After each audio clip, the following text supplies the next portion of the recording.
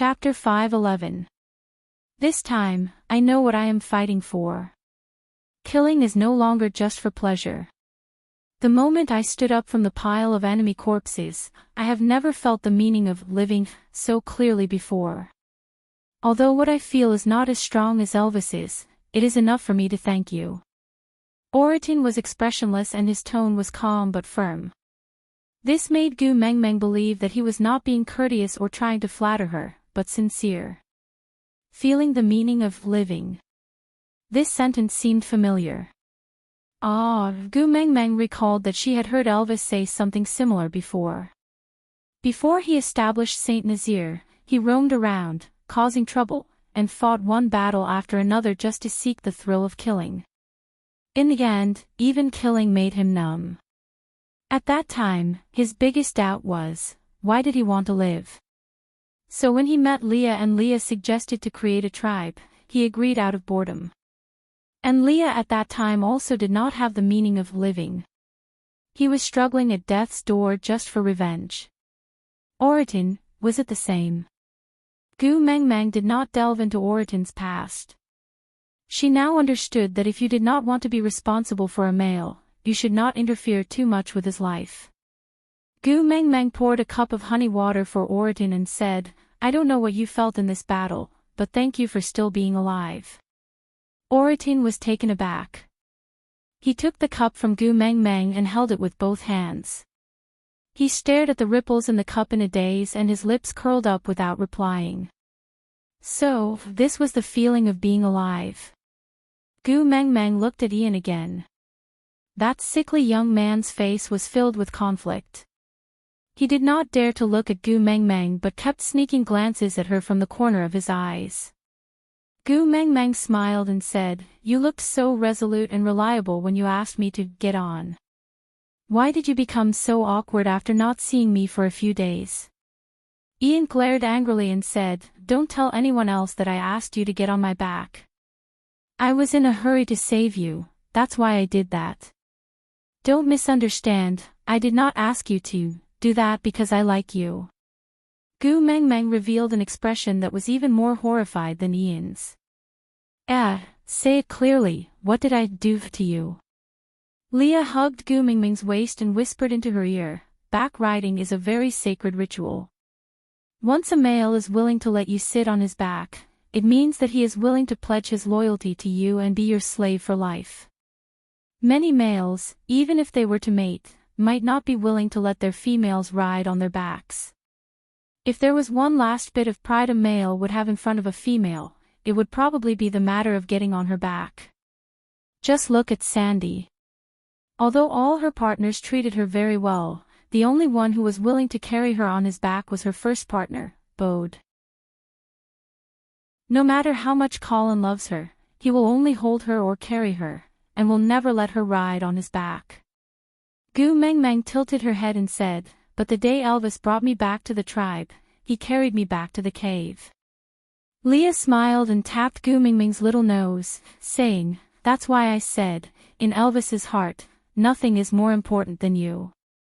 His tribe is like this, his clansmen are like this, his friends are like this, even he himself is like this. Chapter 5:12. Gu Mengmeng picked up the stone bowl and scooped a big bowl of meat before turning to walk into the house. When she passed by Ian, she said, Don't worry, I will definitely not tell anyone about this. I guarantee that when you mate in the future, you will still be innocent. Ian blushed and shrugged off Gu Mengmeng's hand with his shoulders shaking. He muttered, Just talk, don't touch me. Gu Mengmeng chuckled and ignored Ian's awkwardness. She just carried the bowl into the house. Looking at Gu Mengmeng's back view, Leah waved his big tail and instructed Oritin to stay behind to watch over Gu Mengmeng, just in case. Meanwhile, he continued to interrogate Cole and interrogate him about the whereabouts of the little wolves. He knew that as long as the little wolves were not found, the gloominess on Gu Mengmeng's face would not disappear. But he did not mention that he was also the one who carried her on his back. Hubby. Gu Mengmeng called out sweetly before lying beside Elvis's bed. She smiled at Elvis, who did not dare to move because of her insistence. She said, "Are you hungry? The food that Leah cooked today is super delicious. Let me feed you." Elvis cleared his throat and said, "Actually, after advancing to the 5th level, I realized that my body's recovery ability has become stronger. These external injuries are more or less healed. I can take care of myself now." But Gu Meng Meng did not comply. She pressed her hands lightly on Elvis's shoulders, who was trying to sit up. She pouted and said, "I am your wife. I should have the right to take care of you, right? You were injured so badly because of me. If I don't do anything for you, I will feel very uneasy." Elvis rubbed Gu Mingming's little head helplessly and said, "I am just afraid that it will be hard on you." Gu Mengmeng smiled and said, "How can it be hard to take care of my own hubby? Come, open your mouth." Elvis was a little embarrassed and ashamed. But he still opened his mouth with a stiff expression. Gu Mengmeng sent the spoon into his mouth and he quickly ate the food on the spoon. Then, he shut his mouth and lowered his head. He looked at Gu Mengmeng helplessly and tenderly. Gu Mengmeng realized that the tips of Elvis's ears were pink. So, she fiddled with his ears mischievously and said, "You are actually blushing after being fed by your own wife." Elvis cleared his throat and said, "Males have always been the ones taking care of females, since when has a female ever fed a male?" Gu Mengmeng said, "So what? Huda and the other 3 are also males." Halfway through her sentence, Gu Mengmeng suddenly could not continue. She unconsciously turned to look at the still unconscious Qi Xian. Gu Mingming's brows were tightly knitted together. Elvis propped himself up and pulled Gu Mengmeng into his arms. He rested his chin on Gu Mingming's head and sighed softly. "Don't worry, aren't I and Leah here? The wolf cubs would definitely be fine. Trust me, okay?" Gu Mengmeng knew that her emotions would affect the entire family's emotions. Be it Elvis or Leah, they were all trying their best to think of a solution for her. She could no longer use her sadness to pressure them. Rubbing her face, Gu Mengmeng forced herself to smile and said, "I know, I believe you." Elvis nodded and kissed Gu Mingming's little face lightly, before finishing the entire bowl of meat. Chapter 5:13. Gu Mengmeng looked at Li's tired face and sighed softly. She forced herself to be calm and asked, "Is Cole still not willing to tell me where he hid the little wolves?" Leah shook his head and said, "He wants to see Elvis. He said he will only tell this news to Elvis." Gu Mengmeng and Elvis looked at each other and asked in confusion, "Tell Elvis?" Leah nodded and said, "That's strange. He clearly knows that Elvis is risking his life not for the little wolves but for you. There is a limit to how much he can use the little wolves to force Elvis to give in. If it was for his own benefit, he should have requested to see you. Firstly, you are the one who values the little wolves the most. There is nothing you would not agree to for the little wolves. Secondly, you are the messenger of the beast deity. Your words are equivalent to the words of God. Almost no one in the entire beast world dares to go against you. But he wants to see Elvis instead of you." Gu Mengmeng also felt that it was strange. She held on to Elvis's arm and asked, "Is he unhappy that we used the backlash of the mating contract to trick him so he wants to seek revenge on you?" Elvis laughed coldly and said, "Seek revenge on me? That's good. I haven't even settled the score with him for making you suffer." Gu Mengmeng pulled Elvis, who was about to stand up and leave. She said, "But his skills are above yours and your injuries have not fully recovered." Elvis rubbed Gu Mingming's little head and said, "You are my lifesaver. As long as I see you, all my injuries will be healed." He was greeted by Leah in the dungeon for 2 days. "His condition must be much worse than mine." "Don't worry, I will be fine." "But..." Gu Mengmeng wanted to say something but was hugged by Leah. His warm chest pressed against Gu Mingming's back. He turned his face to Gu Mingming's ear and whispered, "Let him go. If he doesn't vent, he will go crazy." Ha! Gu Mingming's brain could not keep up with the rhythm. She watched as Elvis had already entered into the night while Leah was behind her, rubbing against her neck to find a comfortable position. She sighed softly and said, "During the days when you were not around, Elvis was almost driven crazy by his own imagination. If he did not tear Cole into pieces, his anger would never dissipate. Although he is much gentler now, don't forget what kind of person he used to be." Gu Mengmeng remained silent for a moment before saying, "What about you? You must have been worried sick." He kissed the side of Gu Mingming's face and carried her back to the bed, hugging her as they lay on the bed. His furry large tail covered Gu Mingming's body like a blanket, while his slender fingers brushed past Gu Mingming's face and stopped at her delicate chin. He pinched it lightly and she lifted her face to meet his long and affectionate eyes. Gu Mingming's smile froze for a moment, then she looked up and met his long and passionate eyes. "Yes, I was worried sick. I was afraid that you would fall in love with Cole's tail, which was thicker than mine, afraid that you would fall for Cole's fox seductive fragrance with his sweet words, afraid that you would not be able to resist Cole's temptation and pounce on him. I was afraid that you would look down on me, a mere third level, after falling in love with a fifth level Cole.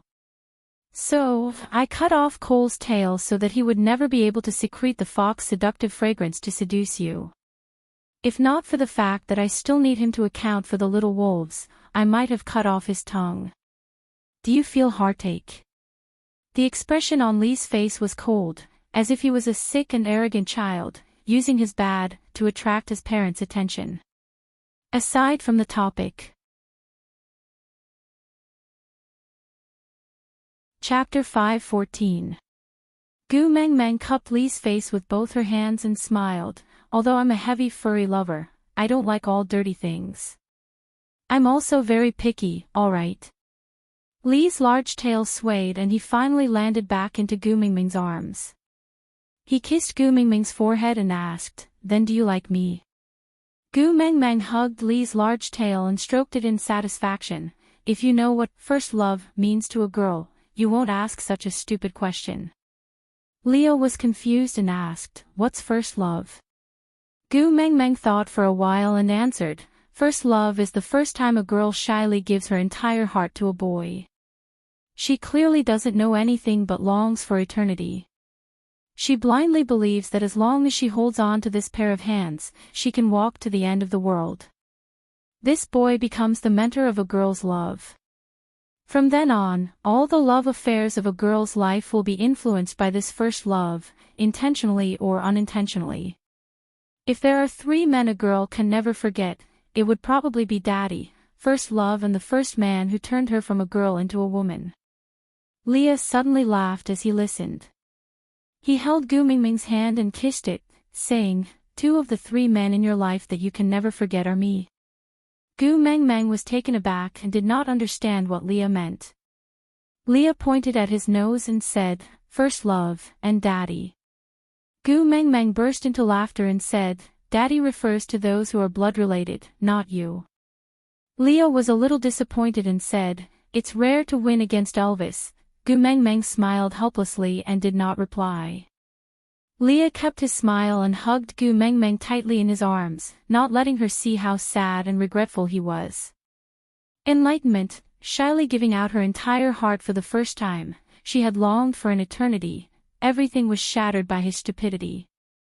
"I am not a competent first love, right?" Leah asked softly. Gu Mengmeng did not answer but asked back, "Before me, did you have any love experience?" Leah shook his head without any hesitation. Gu Mengmeng asked, "So, I am also your first love, right?"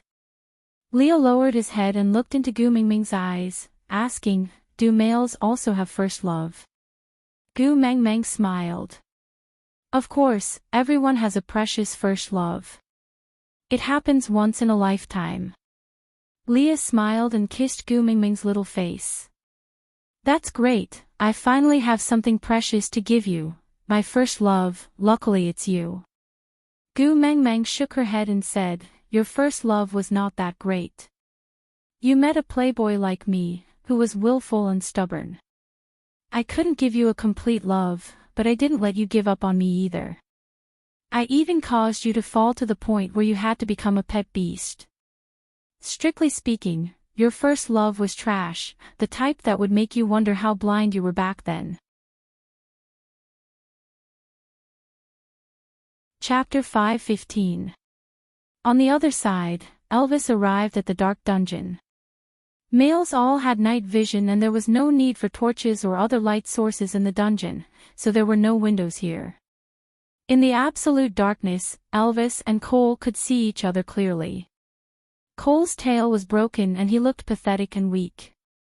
He raised his head to look at Elvis, who was emitting a murderous aura, but he did not show any fear or hatred. He just maintained his usual smile, distant and polite.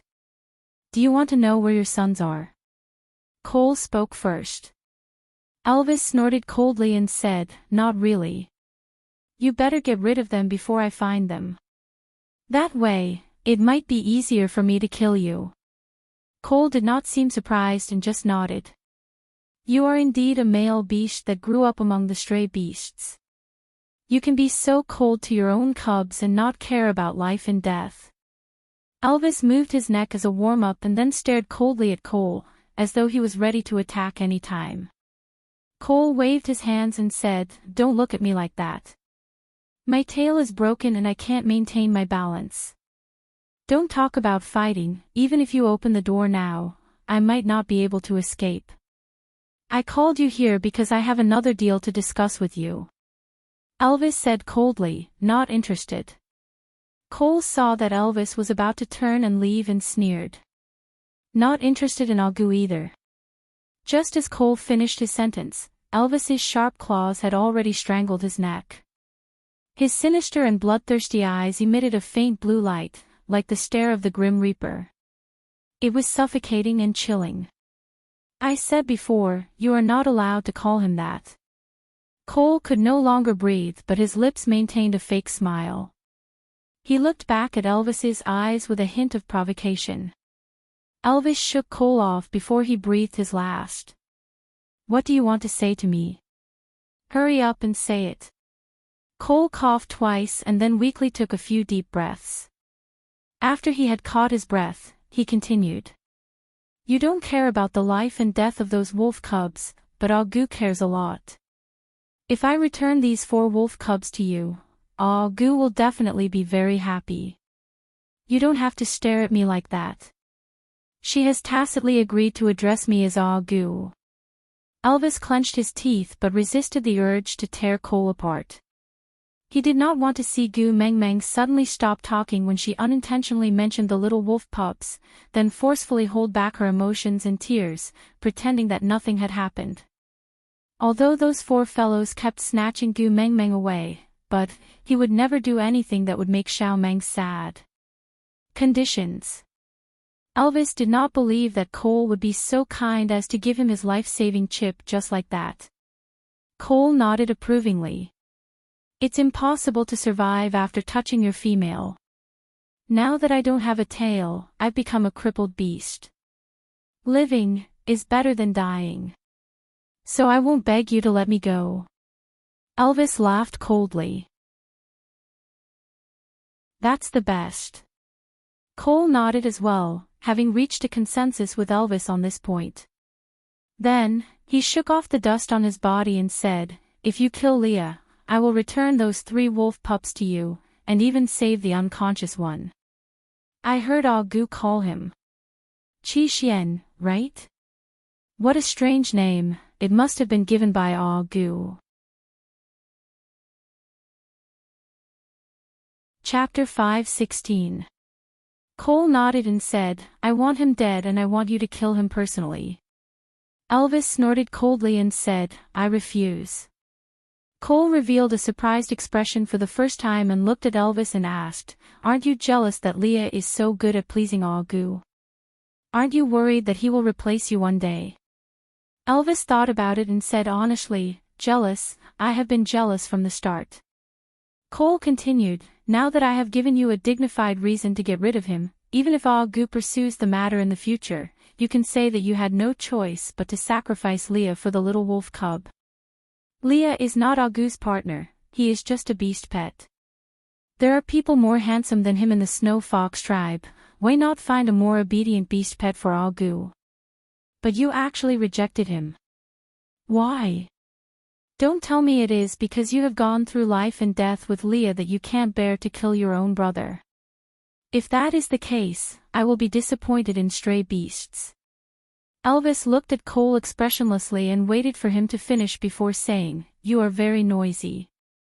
Cole choked for a moment, he really could not understand Elvis's thinking. Stray beasts had always been concerned about their own pleasure and did not care about the consequences. After the mating mark was washed away, he had fully experienced how happy this feeling of not caring about anything was. If he had known that the so-called stray beasts lived such a carefree life, he would have killed Jillian with his own hands long ago. That way, he would definitely not end up like this. Elvis was born a stray beast and the blood flowing in his veins should be selfish. But he could tolerate having Leah by Gu Mingming's side. Cole did not understand, he really did not understand.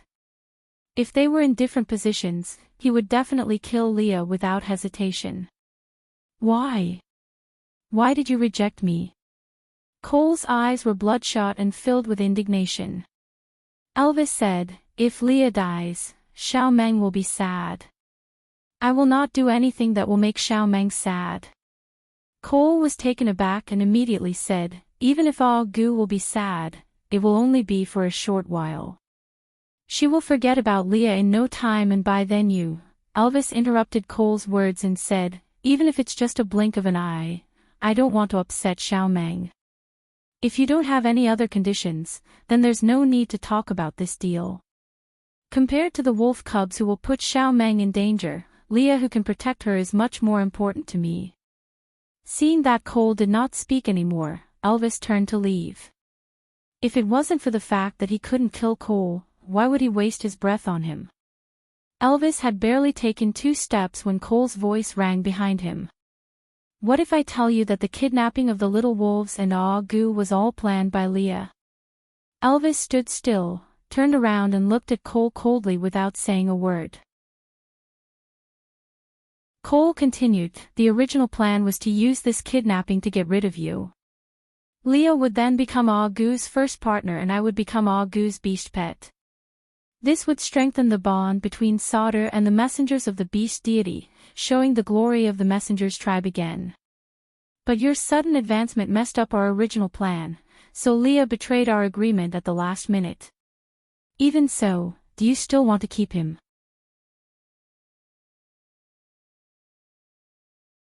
Chapter 5:17. Cole looked straight into Elvis's eyes and said, "What I said is the truth." Elvis sneered and said, "If Leah wanted to be the first partner, he would have mated with Xiao Meng before winter last year. There's no need to go through so much trouble. And, to recreate Sauter's glory. What do you think Sauter is in Lee's eyes?" Elvis didn't want to waste any more time talking to Cole, so he stepped on his chest and leaned forward. With a sharp gaze, he said, "I didn't kill you because Xiao Meng couldn't bear to part with those little brats, and also because you have a score to settle with Leah, so I left you to him. But I've always had a bad temper, so I hope you won't waste my time like you did today again. Or else, as a senior of stray beasts, I will properly tell you why stray beasts are feared, hated, and yet not dared to provoke them." With that, Elvis kicked Cole away and turned to leave. He did not give Cole any chance to say anything else. When he returned to the stone house, Gu Mengmeng was already asleep. Leah sat outside the stone house, obviously waiting for Elvis. Seeing that he had returned, he shifted to the side to make some space for Elvis. "Did he tell you where the little wolves are?" Leah asked. Elvis shook his head and didn't say a word. Leah smiled helplessly and said, "I guess he won't say either. Looking for you is most likely to sow discord." Elvis nodded and said, "You still want me to go if you know." What a waste of time.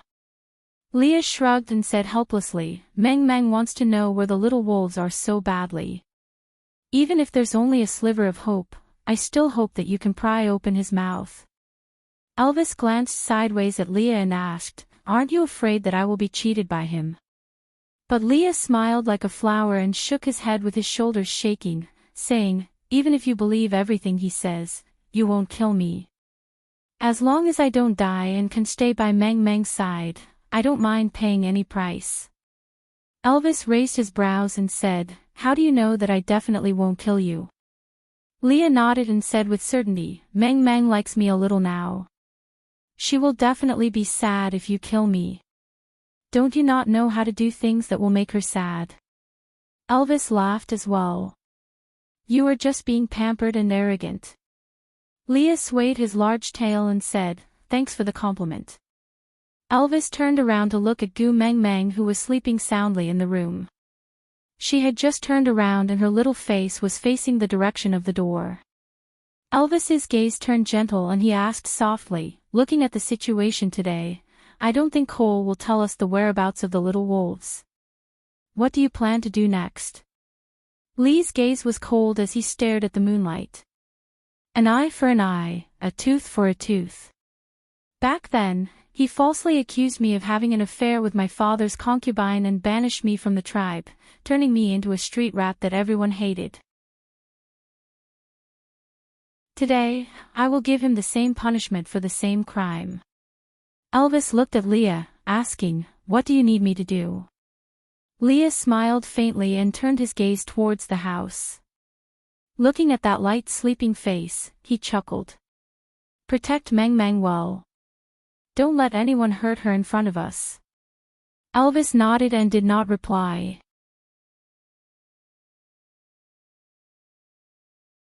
Chapter 5:18.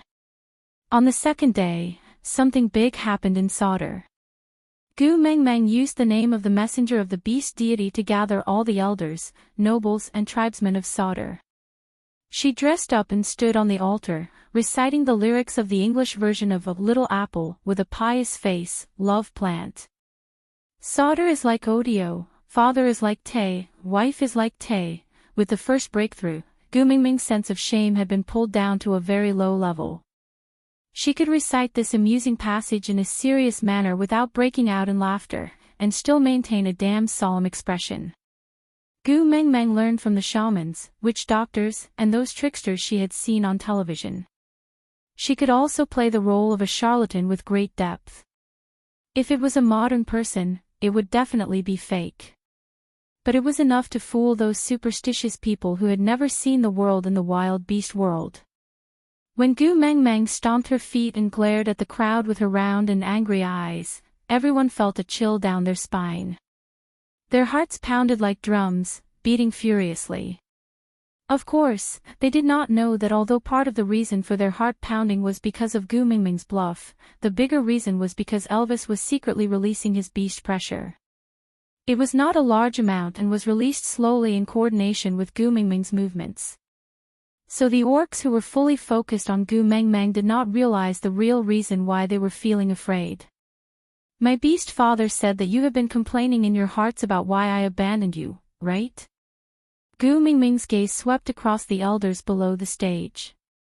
Seeing them lowering their heads guiltily and not daring to look at her, she guessed that her words had hit them on the spot. Guilty conscience. That was how it behaved. Gu Meng Meng walked forward slowly and spread her arms wide, showing a deity loving the world. She said with a pained tone, when Sauder was assisting the previous messenger of the beast deity, how dedicated and loyal were you? But, all these years, what have you done? The sacred fire being extinguished was a warning, but you did not notice it and did not repent. The elders knelt on the ground. The matter of the sacred fire being extinguished was definitely a serious illness in their hearts. Although it had been extinguished for hundreds of years, it had always been a huge shadow shrouding Sauder. How afraid were they that the new messenger of the beast deity would pursue this matter? But he didn't expect that he still couldn't avoid it. Gu Meng Meng ignored them and continued, Mighty Beast Father said that the Snow Fox clan has already forgotten the prophecy of God. They made a fool out of the divine authority, slandered the son of deity and chased the witch doctor out of the tribe to be humiliated. This is disrespect to God. In your eyes, do you still have the slightest bit of respect for Lord Beast God?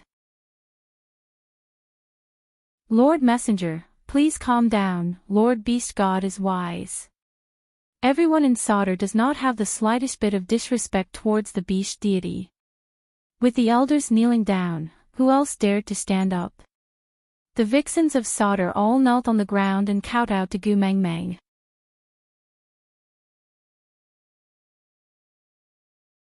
Chapter 5:19. Great Messenger is wise. This was all Cole's idea. He was the one who wanted to use this method to welcome you back to Sodor. One of the elders spoke up and everyone immediately agreed with him. Gu Meng Meng gestured for them to stop, then looked at the elder who spoke up and said, Sodor doesn't even have a witch doctor. Welcome me back. How are they going to serve me? This. The elder wanted to say something but suddenly did not know what to say. Gu Meng Meng continued, the authority of the god is at its peak and the authority of the god is at its peak. You guys want to welcome me back to a tribe like this? The elders were dumbfounded by Gu Meng Meng's words. Gu Meng Meng turned around and sat on the chair in the middle of the deity altar. Elvis and Leah stood on her left and right, releasing their aura to the fullest. Instantly, everyone's knees turned to jelly and they knelt on the ground. Gu Meng Meng raised her head and said, the original leader of Sodor, Cole, went against the god's will for his own selfish reasons and framed the successor of the witch doctor, Leah. He used his power to suppress the tribe and forced the tribesmen to betray their conscience and help the villain do evil. He should be punished for his heinous crimes. However, the Son of God, Leah, had a clear spiritual root and was compassionate. He knelt on the ground and begged the beast deity for 3 days and 3 nights to plead for Cole. The beast deity was moved by his kindness and spared Cole's death sentence, banishing him from the tribe and making him a stray beast forever. On account that all of you were controlled by others and forced by Cole, not of your own free will, the beast deity was lenient and did not pursue the matter further. Are you guys convinced by this judgment? So, Cole was the only scapegoat. What else was there to be unconvinced about? The elders took the lead and thanked her profusely. Gu Meng Meng flung her hands and left. She would leave the rest to Leah. Returning to her own little stone house, Gu Meng Meng laid in Elvis's arms and said, damn it, pretending to be mysterious is really tiring. Elvis felt a little heartache and gently massaged Gu Meng Meng's shoulders. He said, luckily, Lee's name has been cleared and he is also the son of God that Sodor is most proud of. In the future, he can help you with such matters and you won't have to make an appearance every now and then. Gu Meng Meng smiled and shook her head. I really doubt the average intelligence of the Snow Fox tribe. Just what I said just now, no matter how you look at it, it is full of loopholes. How could they believe it? Elvis smiled. The words of the strong are the truth. You are the messenger of the beast deity, of course they would not dare to disobey you. Gu Meng Meng turned around and laid in Elvis's arms, saying, sometimes, I really feel that the previous messenger of the beast deity might be a multi-level marketer. How did she brainwash people to make the concept of messenger of the beast deity and beast deity so fantastical that people are still afraid of these two titles even after 1,000 years? No matter how you look at it, I'm just a weakling who doesn't even have the strength to truss a chicken. What are they afraid of? Elvis played with Gu Meng Meng's hair gently and said, you are not good at fighting and killing, but you have me and Leah. Gu Meng Meng nodded in realization. Ah, I understand now. I'm just an empty shell, they're really afraid of you and Leah. No. Elvis kissed Gu Meng Meng's forehead and said, they're afraid of your divine authority and the mighty beast deity behind you. Gu Meng Meng was a little dejected. She lowered her head and said, "What bullsh asterisk t divine authority. If that divine authority was really so useful, I would have directly saved my son. Why would I need to go through so much trouble?"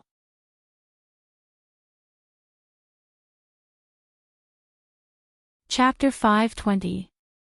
Leah regaining control of the deity's authority was progressing more smoothly than expected. Out of the original 3 5th level beasts in Solder, 2 were dead and 1 was crippled. Under Elvis's absolute suppression, no one dared to show any signs of dissatisfaction. And with 1,000 years of inheritance, they firmly believed that they were the followers of the messenger of the beast deity. Now that the messenger had descended, she wanted Leah to be in charge, so Leah should be in charge. She said Cole deserved to die, so Cole deserved to die. Gu Mingming's words were the absolute truth in Solder. They only needed to obey, there was no need to discuss or question. With Elvis's military protection and Gu Mingming's support of the deity's authority, Leah handled the affairs of the tribe like a fish in water. The first thing he did after regaining control was to announce that he would lead the Snow Fox tribe back under the command of the messenger of the beast deity. From then on, there would be no more Solder tribe, only the followers of the messenger of the beast deity. The messenger was in Saint Nazaire and the Snow Fox tribe was in Saint Nazaire.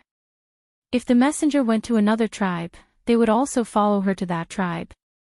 Not loyal to the tribe, only loyal to the messenger. This concept was equivalent to announcing that Saint Nazaire had annexed Solder, but the elders were surprisingly supportive. Perhaps to them, it did not matter if it was Saint Nazaire or Solder, as long as it was the messenger tribe. Even if they changed their names, they would still be the elders under the messenger and were highly respected. The second thing was to exile Cole. As the saying goes, everyone kicks a wall when it's down. This was probably the situation. Those who used to follow Cole's lead could not be seen anymore. On the day of Cole's exile, only Leah came to send him off. Leah held Cole's favorite food in his hands and passed it to Cole. Times change, it's just the wheel of fortune. You banished me once and I banished you once. This way, we're even. Cole took the food from Lee's hands. He was neither agitated nor resentful. He ate it elegantly and did not look like an exiled person at all. Swallowing the food in his mouth calmly, Cole said, "Aren't you going to kill me to prevent future troubles? Aren't you afraid that I will make a comeback and end up like you today?" Leah smiled faintly. Afraid? I wasn't even afraid of you when you were high and mighty. Now, you're just a crippled beast that's been banished, yet you want me to be afraid of you. Cole nodded and said, "You don't have to say such beautiful words. I know you are not killing me because you want to find the whereabouts of those wolf pups from me. I'm not afraid to tell you directly, those 3 little wolf cubs, I've already asked that snake beast to bring them to the Snake King Valley. Chishuan's antidote is with the 3 wolf cubs. If you want it, ask Gu to look for me at the Snake King Valley. If you're worried, you can accompany her here. But, don't forget, that Lord in the Snake King Valley isn't a gentleman like me. He only invited Gu, the rest will be treated as trespassers." Lee's face remained calm and his gaze was calm as he said, "I knew it, why would the snake tribe not follow their own beast king and instead come to Solder to tangle with you?" So it turns out that they had already reached an agreement with the Snake King Valley. Cole nodded, acknowledging Lee's words.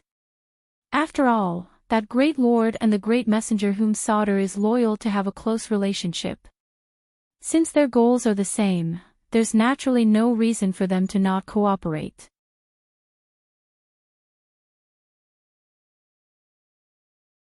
Chapter 521. Cole opened his arms wide and put on a "you can do whatever you want" pose. His smile was a little provocative as he lifted his chin and said, "If you kill me, who will bring you to the Snake King Valley? It doesn't matter if those few wolf pups die, you can kill me now. With the son of the messenger of the beast deity accompanying me, I can die in glory." Leah didn't say anything and just gestured for Cole to leave, implying that he was letting Cole leave. Cole shook the beast skin on his body and smiled at Leah, saying, "You have imitated me for so many years and now it seems like you have some charm. But a fake is still a fake. The next time we meet, it will not be like this." Leah didn't say anything and just smiled faintly. There was some disdain and indifference in his smile as well as some nonchalance. Cole didn't say anything else and just turned to leave. Compared to the time when he chased Leah away, the current Cole was much more dignified. But his hatred and indignation were much stronger than Lee's back then. On what basis? These 3 words almost made Cole's eyes drip blood. The moment he turned around, Cole's expression turned sinister and terrifying. But Leah, who was behind him, still had a calm expression. Glancing disdainfully at the sky, a black figure brought Cole away from the shade of the trees. Leah turned around and walked back to Solder. Oh, no, there was no more Solder in this world. This was now Saint Nazir's territory. Using Gu Mingming's words, it was called a division. The original elders had a secret room specially for discussing work. Gu Mengmeng used burnt wood ashes to write the words meeting room on it. Leah used his claws to carve out the 3 words bit by bit until it was hollow. Then, he used beast skin to tie the 2 sides and hung it above the door of the secret room. From then on, this secret room had a sacred name, Meeting Room. Leah fetched Elvis and Gu Mengmeng and was about to head to the meeting room to discuss about the wolf pups when he met Sandy and Colin along the way. Both of them looked travel-worn, as though they had just arrived at Solder and did not have the time to rest before coming to look for him. Gu Mengmeng was always in a good mood when she saw Sandy. She pulled Sandy's little hand and was about to let out her grievances over the past few days when she saw Colin kneeling down at Gu Mengmeng's feet with a loud thud. He said with a face full of grief and indignation, "Great messenger, please punish me." Gu Mengmeng was shocked and wanted to ask what had happened. Sandy wiped her tears and held on to Gu Mengmeng's hand, sobbing, "Gu Mengmeng, can you not kill Colin? I beg you. It's all my fault. It's all my fault. If you want to blame someone, blame me. Don't kill Colin, okay?" Gu Mengmeng looked at Sandy in confusion and then at Colin. She waved her hands and said, "Can anyone tell me what happened first? Are you two possessed?" Colin moved 2 steps forward and said, "It's not Sandy's fault, it's my fault. As the messenger's guard, I only cared about protecting my own female when you were in danger and did not fulfill my duty as a guard. When everyone was fighting a bloody battle, I selfishly only cared about protecting my own female and did not fight for you. As a guard, I am, that, as a member of Saint Nazir, I am, anyway, I am guilty." Sandy shook her head and held on to Gu Mengmeng's hand, saying, "No, you can't blame Colin. I was too afraid at that time so I grabbed onto him and did not let him go to join the battle. I insisted on keeping him by my side. It's all my fault, I am a burden to Colin. If you want to punish someone, punish me. Can you spare Colin? I beg you, don't kill him. Aside from the topic, a foolish person should study more. Look, he can't even come up with a proper sentence to apologize."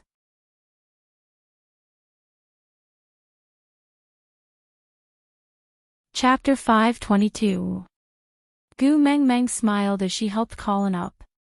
She hugged Sandy and patted her back lightly before pushing Sandy back into Colin's arms. "Leave 2 of the strongest males behind to protect every female. The rest of the tribesmen will participate in the frontal assault. Isn't this Lee's battle plan? Colin and Bode are the strongest in your family. It's not wrong for them to stay behind to protect you. Why should I kill Colin?"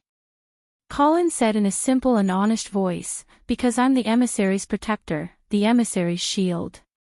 When the messenger is in danger, I should be the first to stand in front of her." "But I..." Gu Mengmeng patted Colin's shoulder with a smile. I am indeed the messenger of the beast deity.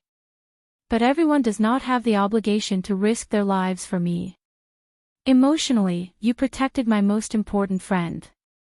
Logically, you were just following the orders of your superior. So, you did not do anything wrong.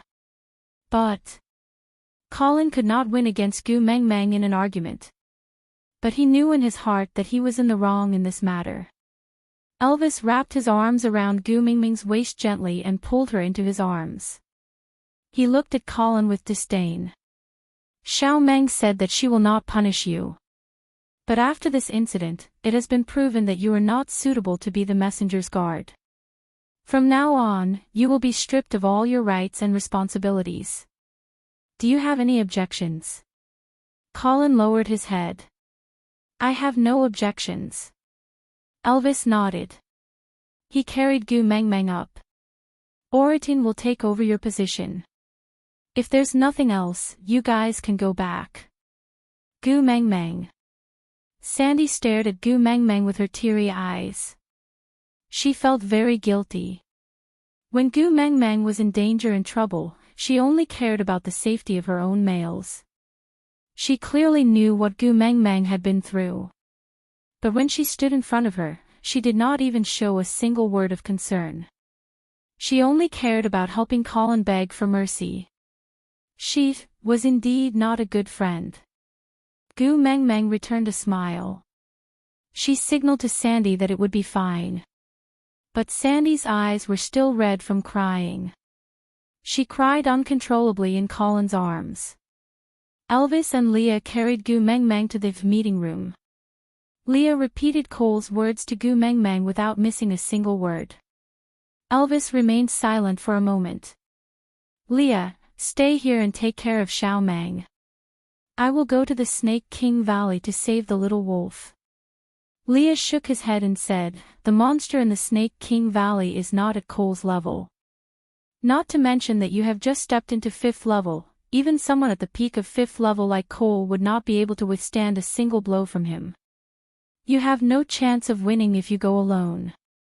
Let Oratin and Barit stay here to take care of Meng Meng. I'll go with you to the Snake King Valley. Maybe we have a 30% chance of winning. Gu Meng Meng knocked on the table and said, if I didn't appear, the two of you would have been killed before you even had the chance to see Cole. I don't want you to die for nothing. Elvis frowned and looked at Gu Meng Meng. Xiao Meng, you promise not to make me worry anymore. Gu Meng Meng pulled Elvis's hand and said, yeah, so this time I will drag you along with me on this adventure. Leah said, Meng Meng, don't fool around. Gu Meng Meng sat in Elvis's arms and turned to look at Leah, saying, if that peerless master in the Snake King Valley is really as unfathomable as you guys said, then no matter where I hide, it's only a matter of time before he finds me.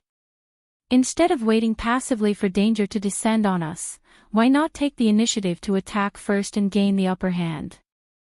Aside from the topic, this Snake King is a rather important person. Yeah, actually I quite like him, but I don't like snakes. If we ignore his attributes, this character is still not bad. Babes who are afraid of snakes don't worry, he will not always appear in the novel. The Snake King Valley, yeah, it's probably just a small instance and you can leave after finishing it. Don't be afraid, don't be afraid. I heard that babes are starting to dislike reading the author's words. Because once the author's words appear, it means that today's update has ended. Heh heh heh, yes, that's right, the person saying goodbye is me again.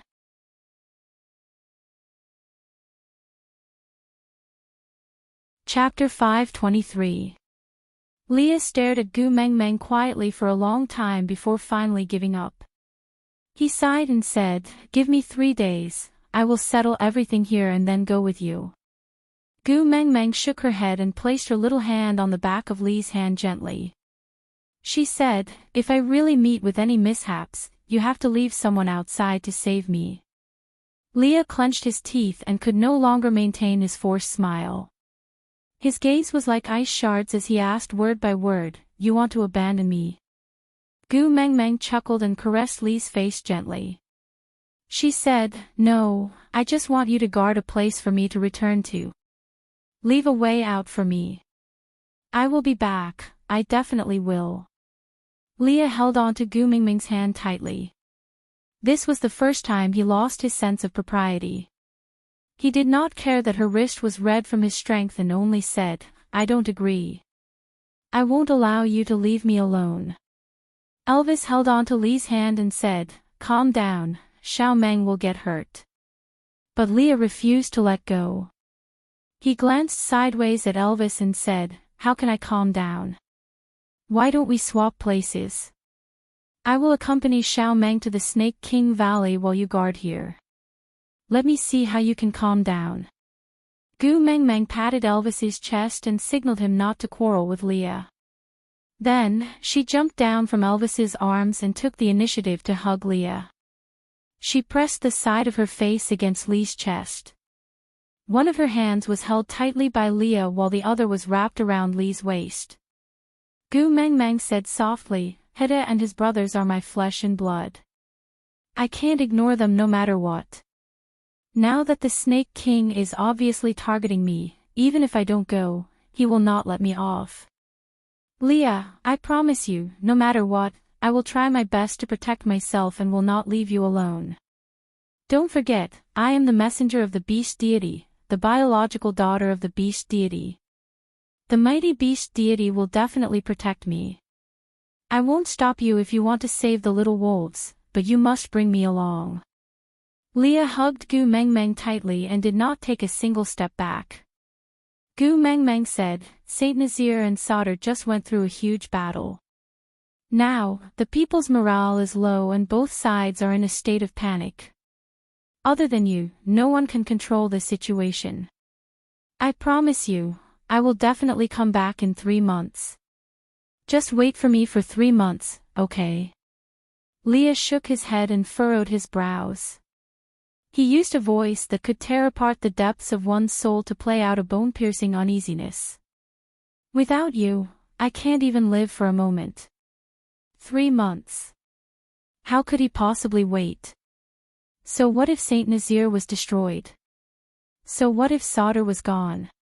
Besides you, there's nothing I can't bear to part with." Elvis stood behind Gu Mengmeng and said slowly, "Xiao Meng, this time. I support Leah."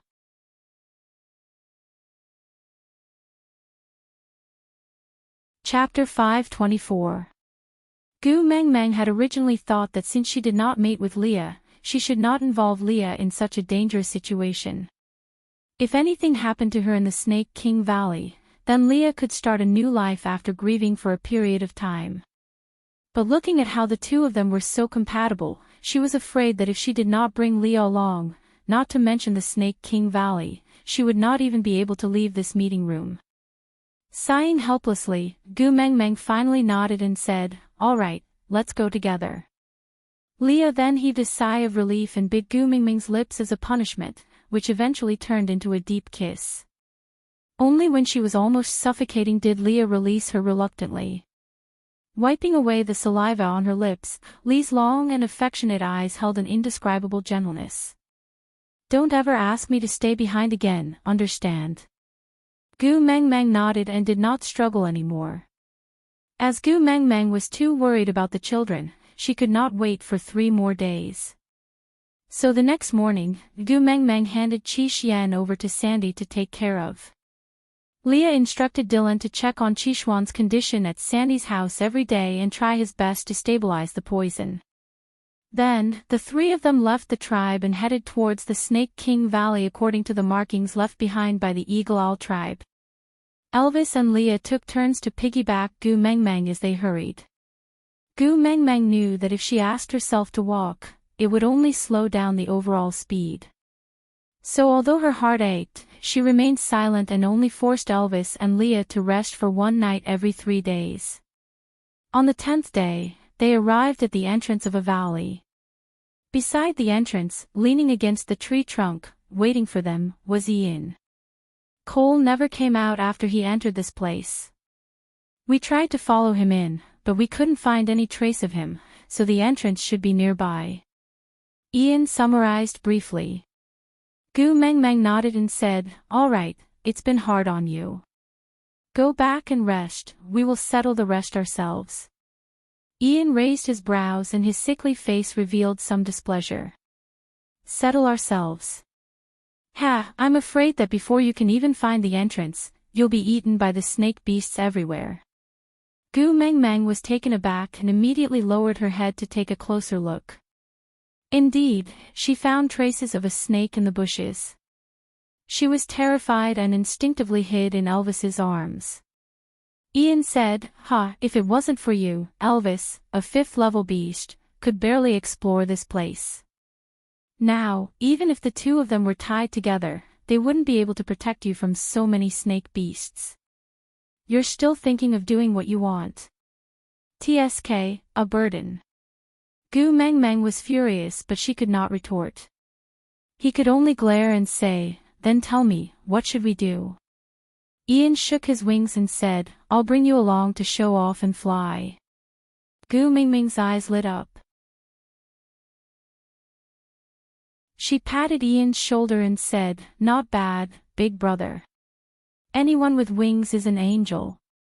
Ian coldly snorted, then opened his chest and said, "Hold on tight, otherwise I won't be responsible if you fall to your death."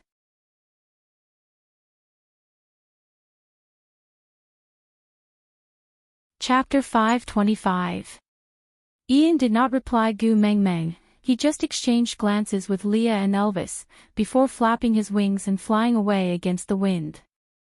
Elvis released his beast pressure to prevent the snake beasts from getting close, while Leah used his advantage to search for every possible entrance. Ian was protecting Gu Mengmeng in the air, while using God's view to provide information to Leah and Elvis. The three males cooperated well, it should have been a good start. But, Gu Mengmeng's body shook, then she felt herself falling into a state of weightlessness. Looking up, she saw Ian's face turning green. His body could not move at all, as if his acupoints had been sealed. His pupils were starting to lose focus, and he used his last bit of rationality to retract his wings, using his body to protect Gu Mengmeng. Gu Mengmeng did not even have the time to scream before she lost consciousness. Cold. Something lightly brushed past Gu Mengmeng's cheek. Frowning, Gu Mengmeng forced her dry eyes open. He wanted to sit up, but he found that he couldn't control his body. Not to mention sitting, he couldn't even lift a finger. The only thing she could control were her eyelids and eyeballs. "Awake?" A cold and emotionless voice rang above Gu Mengmeng's head. Gu Mengmeng looked up with a posture that seemed like she was rolling her eyes. She could only see a naked upper body. Judging from the flatness of the chest, it should be a male. But this face was bewitching. She was definitely a cold and aloof elder sister. Leo was also very handsome, like a demon or a deity, but it would not cause people to doubt his gender. But this guy in front of her was like a demon or Rakshasa that crawled out from the 18th level of hell. His demonic aura was so strong that it was mesmerizing. He was just looking at Gu Mengmeng without any expression, but Gu Mengmeng felt as if she had fallen into a cave and was watching Chun Sanyang perform a striptease. Her heart could not help but beat wildly, and Gu Mengmeng even forgot how to breathe. Nice to look at. The evildoer was neither angry nor happy. He asked in an indifferent and calm tone. Gu Mengmeng was stunned for a moment, before realizing that it was impolite to stare at someone like that, so she quickly retracted her gaze and tried to cough. Realizing that she could still speak, she looked down at the tip of her nose and asked, "May I know, you are?"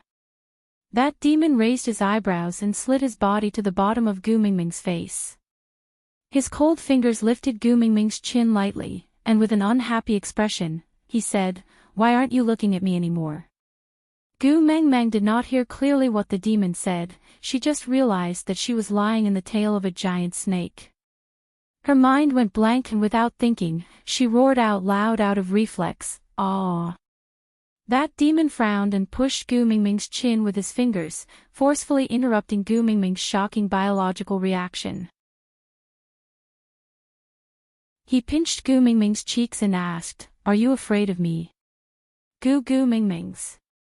And Mang Mang. Ming Ming's expression, and said. Gu's S, Ming Ming's expression. Gu's S, and, King, and, Mang Mang S, Mang Mang.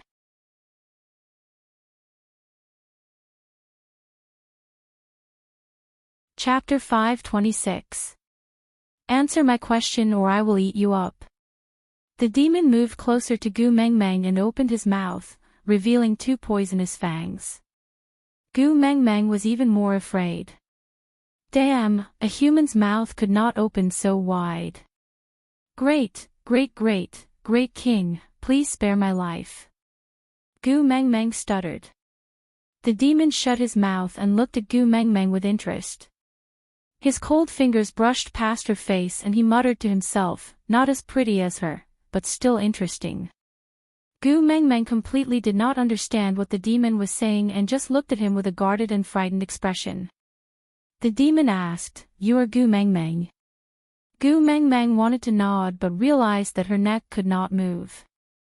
Not daring to test the demon's patience, she just replied with a, "Yeah," while trembling. The demon said, "Help me think of a nickname, one that is different from everyone else." Gu Mang Mang blinked her eyes at the demon and said, "Great, great, great king, please spare my life." The demon's face turned cold and he said, "You want me to call you, Great King, please spare my life?" Gu Mang Mang, huh? The demon released his hand and his pupils turned vertical in front of Gu Mang Mang. He said, "I will only count to 3. If you can't think of anything, I will eat you up." Gu Mang Mang was dumbfounded and completely did not know what was going on. Although females were extremely precious in the beast world, she did not doubt that this fellow would really swallow her up after counting to 3. Hence, Gu Mang Ming's brain activated a magical mode. Her brain worked rapidly in a muddled state and following the demon's countdown, she activated her strongest brain mode. Demon, 1. Gu Mang Mang, Demon, 3. Gu Mang Mang, 2 Mang. The demon nodded and repeated, 2 Mang. Gu Mang Mang almost bit off her tongue. She originally wanted to ask, "Where's 2?" But in the end, she called out, 2 Mang, instead. But seeing that the demon seemed to be satisfied with this form of address, Gu Mang Mang secretly heaved a sigh of relief. She felt as if she had escaped from a great disaster by accident. Demon, 2 Mang. Gu Mang Mang answered bitterly, The demon smiled faintly, as if he felt that it was quite fun. Then, he called out again, 2 Mang. Gu Mang Mang, This game repeated for at least 2 hours and Gu Mang Mang had the misconception that she was a pet dog being trained to remember her name. 2 hours later, the evildoer seemed to have finally answered the question, "Do you dare to answer when I call you?"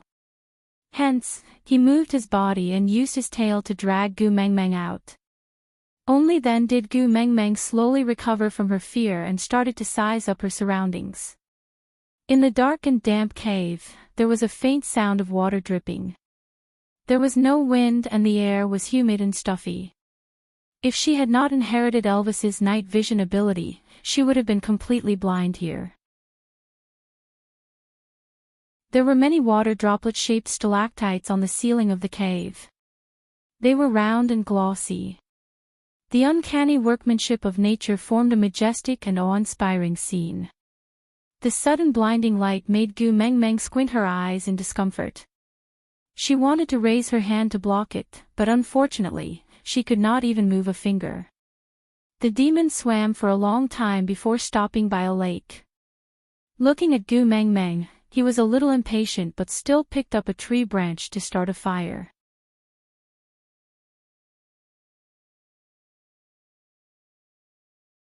Chapter 527. After the fire rose, the demon frowned and took 2 steps back in disdain. He then looked at Gu Mang Mang and said, "I hate fire, you roast it yourself." Gu Mang Mang was on the verge of tears. "Mighty king. I can't move." The demon looked at Gu Mang Mang with the word trash written clearly in its eyes, but it still aimed the tip of its snake tail at Gu Mang Mang's mouth. Gu Meng Meng instinctively clenched her teeth and shut her mouth, but the demon suddenly moved its face closer and opened its mouth wide, frightening Gu Meng Meng so much that she screamed loudly. At that moment, the snake tail directly entered Gu Meng Meng's mouth. Gu Meng Meng felt something pricking her tongue. Then, there was a warm feeling spreading throughout her body, as if her frozen blood was starting to flow again. She gradually regained control of her body, from being able to curl her fingers to barely being able to sit up straight. Gu Meng Meng gradually started to feel a sense of security. If I find out that you're trying to escape, I'll eat your partner first, then your pet, and then I'll catch you. The demon's voice was flat without any fluctuation, but Gu Meng Meng was so scared that she broke out in cold sweat. Twisting her neck stiffly, she forced herself to face this scary demon. She plucked up her courage and asked, "How are the 3 males that were with me?" The demon's eyes turned cold. He clearly did not like Gu Meng Meng mentioning other people in front of him, and had completely forgotten that he was the one who mentioned it first. Gu Meng Meng continued cautiously, "We don't have any ill intentions, they are just accompanying me to find my son." The evildoer said coldly, "I know." Gu Meng Meng tilted her head. "You know." The evildoer snorted coldly and said, "Yes." Gu Meng Meng was clearly so scared that she wanted to escape, but she still gritted her teeth and moved closer to the demon, asking, "How are they now?" The demon was displeased and said, "If you ask again, I'll eat them all." Gu Meng Meng waved her hands and said, "I won't ask anymore, I won't ask anymore. Please don't be angry, Your Majesty." The demon used his chin to point at the pile of animal carcasses at the side and said, "Roast them. Eat them." Gu Meng Meng nodded, not daring to retort. Her husband and son were obviously in the hands of others. How could she dare to disobey?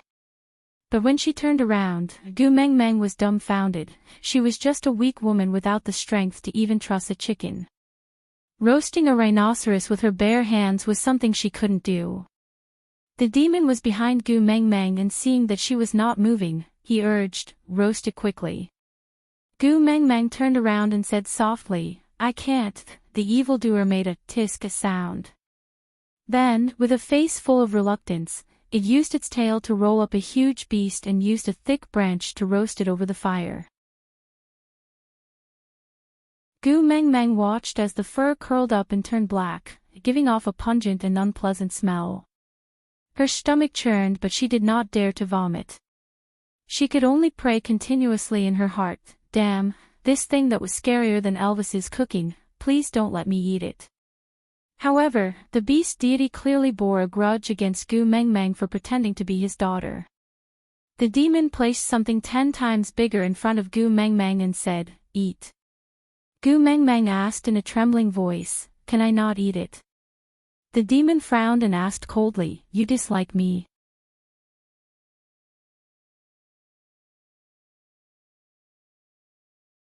Chapter 528. After 2 mouthfuls of roasted meat, Gu Meng Meng fainted once again. The moment her vision turned black, she actually smiled, so damn blissful. This was simply a release. Tu Meng. Tu Meng. The demon's unhappy voice rang beside Gu Meng Meng's ears, but she was secretly happy like a question. "I'm going to faint. Let's see what else you can do to me." Ha ha ha ha.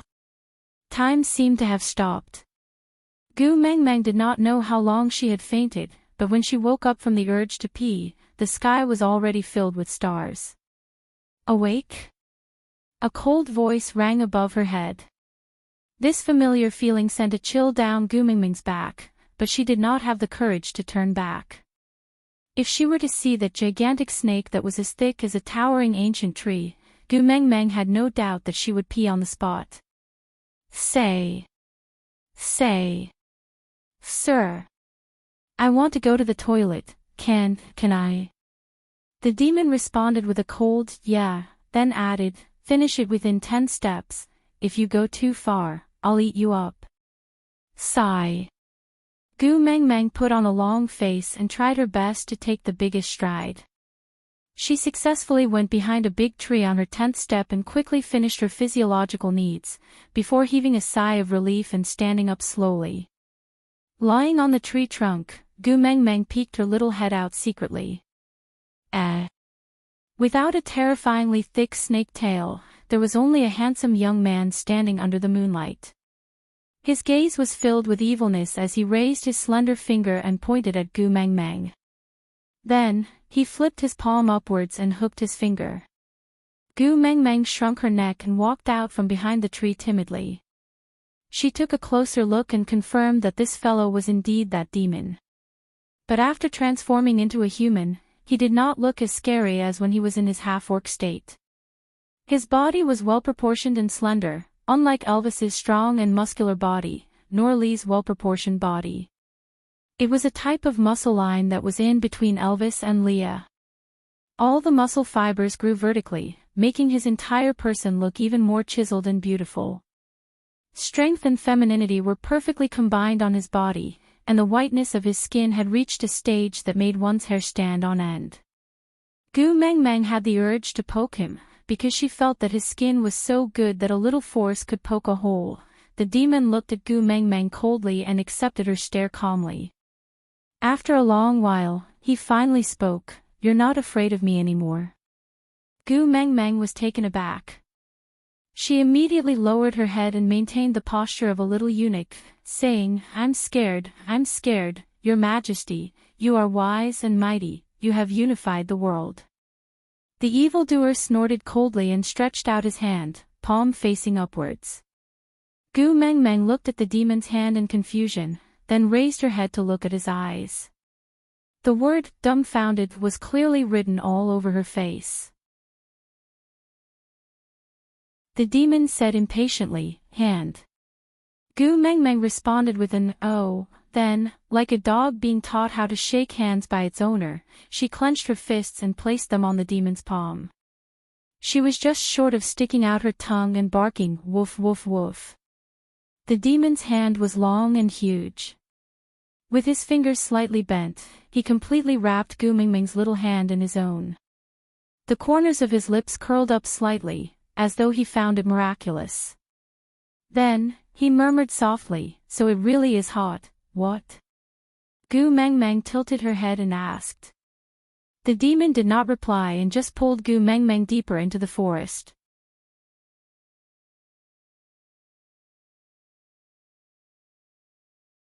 Chapter 529. The demon brought Gu Meng Meng to the side of a deep pool, then used his chin to point at the hundreds of beasts in the pool, asking, "Which one do you like?" Gu Meng Meng stretched her neck to look down. "Did I go to the wild zoo?" This was simply a small-scale food chain, a microscopic animal world.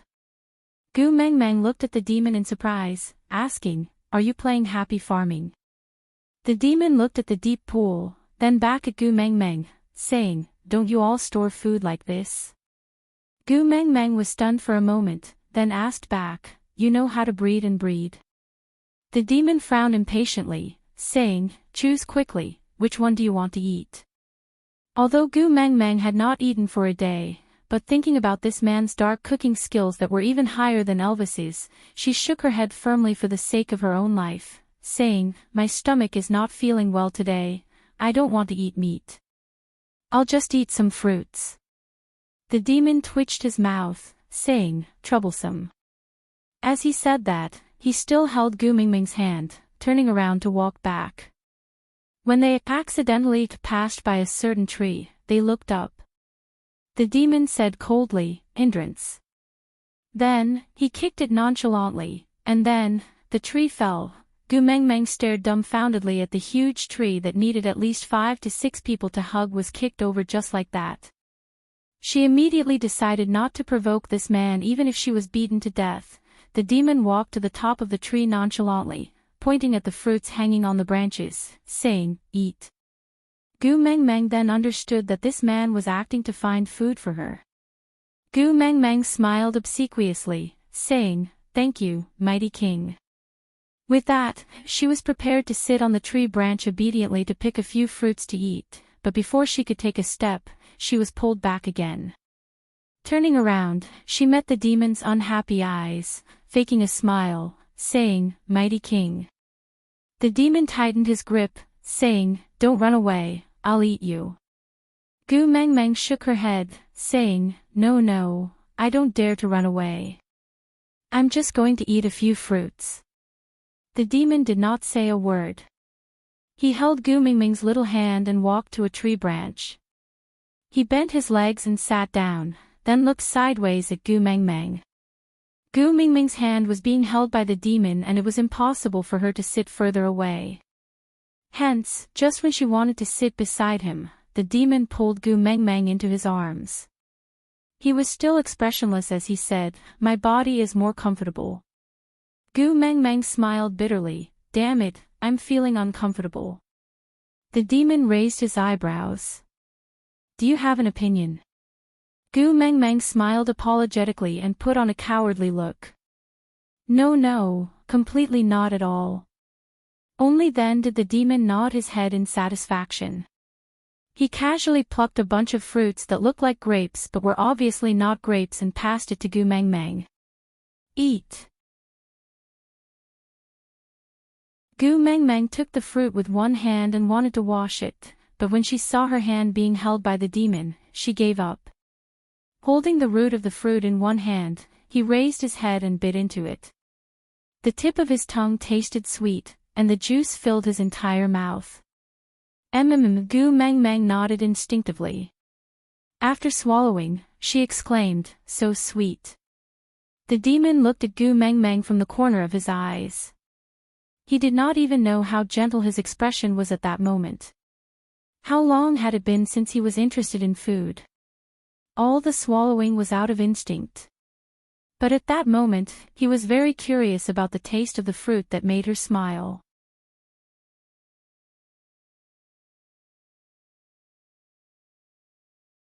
Chapter 530. The corners of Gu Mingming's mouth twitched. Looking at the two shiny poisonous fangs, Gu Mingming's heart crumbled. Looking at the fruits in her hands, feed? Not feeding. That was a problem. The demon seemed to be getting impatient from waiting. He frowned slightly and his eyes clearly said, "If you don't feed me, I will eat you." Gu Mengmeng immediately delivered the fruits to the demon's mouth. The demon imitated Gu Mengmeng and wanted to bite one into his mouth, but the moment his poisonous fangs touched the skin of the fruit broke immediately and juice splashed all over the demon's face. The demon frowned and wanted to get angry, but he saw Gu Mengmeng laugh out loud. His anger was mysteriously dispersed by her bright smile. The demon stuck out his tongue and gently licked the juice at the side of his lips. He frowned. What kind of disgusting taste was this? She actually liked this taste, so weird. But, although weird, it did not seem so annoying. Gu Mengmeng held back her laughter and raised the remaining half of the fruits, asking, "Mighty king, do you still want to eat?" The demon turned his head away coldly and said, "You can eat it yourself." Gu Mengmeng did not know why. Maybe it was because the demon did not look that scary when he did not transform into a snake, or maybe it was because the way he looked when the juice splashed all over his face was too comical, or maybe it was because he did not do anything to hurt her even though he was awkward. Anyway, the guard in Gu Mingming's heart melted bit by bit. She felt that the demon was just not good at communicating with people. Although awkward and dangerous, he should not be too bad in nature. Or maybe, if she made him happy, he would return Elvis, Leah and her 3 sons to her. Thinking about this, a smile finally appeared on Gu Mingming's face. The demon kept looking at her from the corner of his eyes. Seeing her smile, the corners of his lips also rose unknowingly. Gu Mengmeng ate a lot of fruits but there were still a lot left on that tree.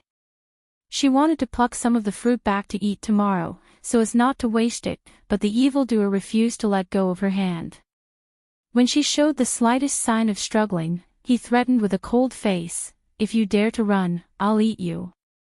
Feeling helpless, Gu Mengmeng looked at the tree full of fruits with a pained expression. She was pulled back into the cave by the demon, who kept turning back every few steps. The demon found a flat spot to lie down, then pulled Gu Meng Meng into his arms. Gu Meng Meng did not dare to move. The demon frowned and said, "Do you want to sleep by yourself, or should I poison you till you faint?" Gu Meng Meng immediately shut her eyes tightly, wishing she could fall asleep. However, the more she wanted to sleep, the more she couldn't. In the end, she secretly opened one eye and whispered, "I've been unconscious for too long during the day. I can't sleep now." The demon frowned and said, "No, sleep." Dejected, Gu Meng Meng stretched out her arm in front of the demon and said, "Then you can poison me till I faint, but please be gentle, I'm afraid of pain." The demon did not say a word and just used his other hand to press down Gu Meng Meng's arm, then slowly placed his face on Gu Meng Meng's neck. Gu Meng Meng thought to herself, "What the heck? Vampire play."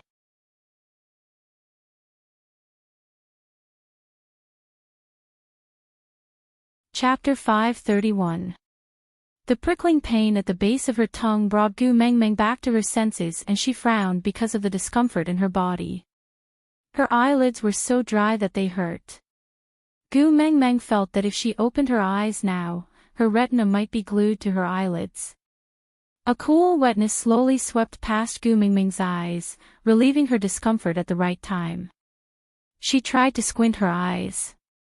There was no light, but it did not obstruct her vision. Ooh!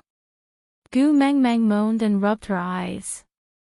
Looking at the side profile of the demon that was so close to her, her sleepiness disappeared instantly.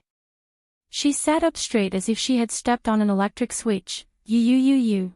The demon wiped the corners of his lips lightly and looked at Gu Meng Meng in disdain. "You're awake." Gu Meng Meng touched her own eyes. They were wet. She felt a chill in her heart, thinking to herself, this lad looked so normal, but why did he have such a weird fetish? He liked to eat eye sockets. The demon held on to Gu Meng Meng's hand that was rubbing her eyes, then scrutinized Gu Meng Meng's face seriously. After a long while, he said calmly, "Ugly." Ugh! It was as if a large knife had stabbed into Gu Meng Meng's heart. Yes, she was not as beautiful as Elvis and the rest had described her to be. In the modern world, she would be average or even slightly below average. But there was no need to use the word ugly, right? Clenching her fists, Gu Meng Meng could only chuckle and say, "You're the king, whatever you say is right." The demon took down a bunch of fruits from the stone table at the side and passed it to Gu Meng Meng, saying, "Eat." Gu Meng Meng took a look and saw that it was the kind she had eaten last night. She stretched her head out to take a look and saw the same fruits piled up like a hill on the stone table behind the demon. Blinking her eyes, Gu Meng Meng asked, "You kicked the tree again?" The demon shook his head and said, "There's only one such fruit tree." Gu Meng Meng was petrified on the spot, as if she was struck by lightning. There should be a limit to squandering, right? Orphaned version. What the hell, an entire species was kicked to extinction just like that. The demon looked at Gu Meng Meng's weird expression and frowned unhappily. Yesterday, seeing how much she treasured them, he ordered the snake to pick all the fruits on the tree after she fell asleep.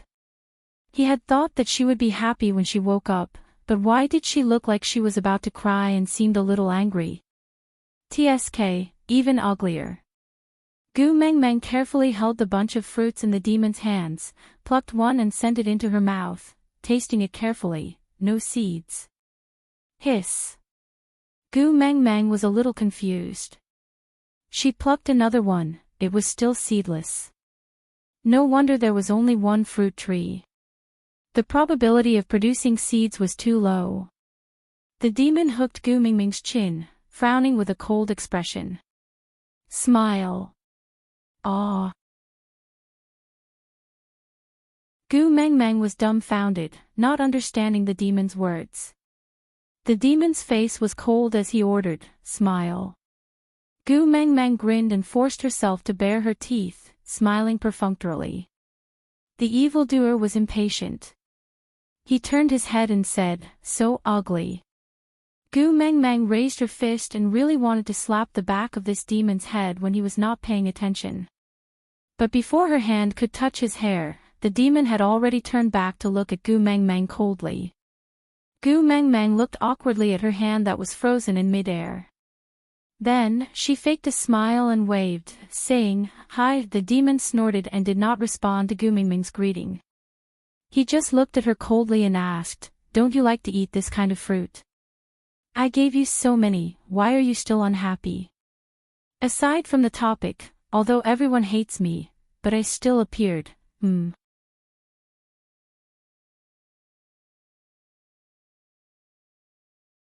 Chapter 532. Gu Meng Meng sighed and said, "There's only one such fruit tree. If you kick it down, I will never be able to eat this fruit again after eating all these in front of me. Is that worth being happy about?" The demon looked at her coldly and laughed in disdain. "My Snake King Valley doesn't have many other things, but there are a lot of fruit trees. According to your eating speed, I'm afraid you won't be able to finish all of them until you die." Gu Meng Meng smiled awkwardly and said, "Then what if I don't like other fruits and only like this one?" The demon raised his eyebrows and said, "You dare?" Gu Meng Meng really felt that she had never met someone so difficult to communicate with in her life. Seeing that he was so powerful, Gu Meng Meng could only say timidly, "I don't dare." The demon's expression then softened and he gave another bunch of fruits to Gu Meng Meng and said, "Since you like it, eat them all." Gu Meng Meng shook her head and said, "I can't finish all of these before they rot no matter what. Instead of letting them rot, why don't we leave some to eat and bury the rest? Maybe one of the fruits in this large batch will have seeds, and in that case, that fruit tree can grow again in a few years." The demon did not comment and just said coldly, "Natural selection, survival of the fittest. If it goes extinct, it will only prove that it is an eliminated species. No matter how hard you work, how many can you save?" Gu Meng Meng smacked her lips and said, "If I can save one, then it's one." The demon did not say anything more and just held his head lazily, lying on his side and watching Gu Meng Meng eat seriously. When she really could not eat anymore, he then held Gu Meng Meng's hand and activated the conjoined twins mode.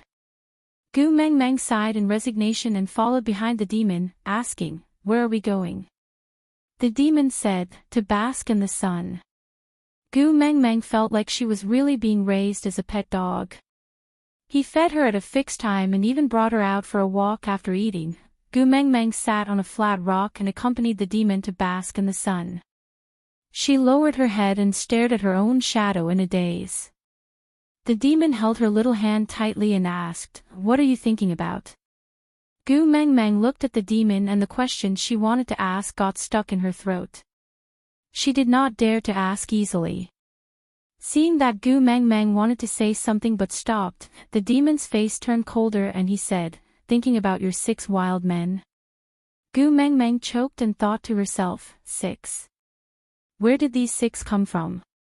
She counted with her fingers, Elvis, Leah, Ian, Ah, and Hedda, Jialu and Kanwu. F***K, all 3 of them were biological sons. Elvis was the original official and legal couple, Ian was just a subordinate and there was no ambiguity at all. If they were to talk about wild men, Leah would be the only one. Gu Meng Meng was indignant, but she did not dare to rebuke the demon openly, so she could only mutter softly, "He's not a wild man." The demon flipped himself over and rode on Gu Meng Meng's back, pressing the top of Gu Meng Meng's head with one hand and holding her chin with the other. He squinted his eyes and exuded a dangerous aura, saying, "The males around you, other than me, are all wild men." Gu Meng Meng was indignant. "You're not even my man, what right do you have to say that?" The demon pinched Gu Meng Meng's face and covered her lips with his. He just stuck there and did not take any further action. After a long while, he slowly released her and said, "Now you are."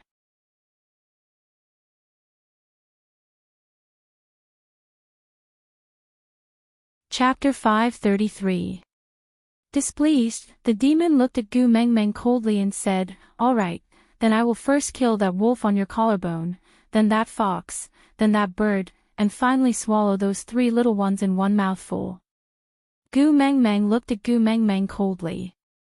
Gu Meng Meng felt a chill down her spine and she slapped the ground and stood up, saying, "If you dare to touch a single strand of hair on my hubby and children, I will fight you to the death."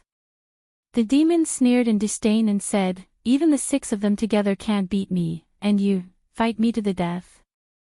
Gu Meng Meng was so angry that tears kept flowing down her face. She bit her lower lip and said, "Let me tell you, unless I die.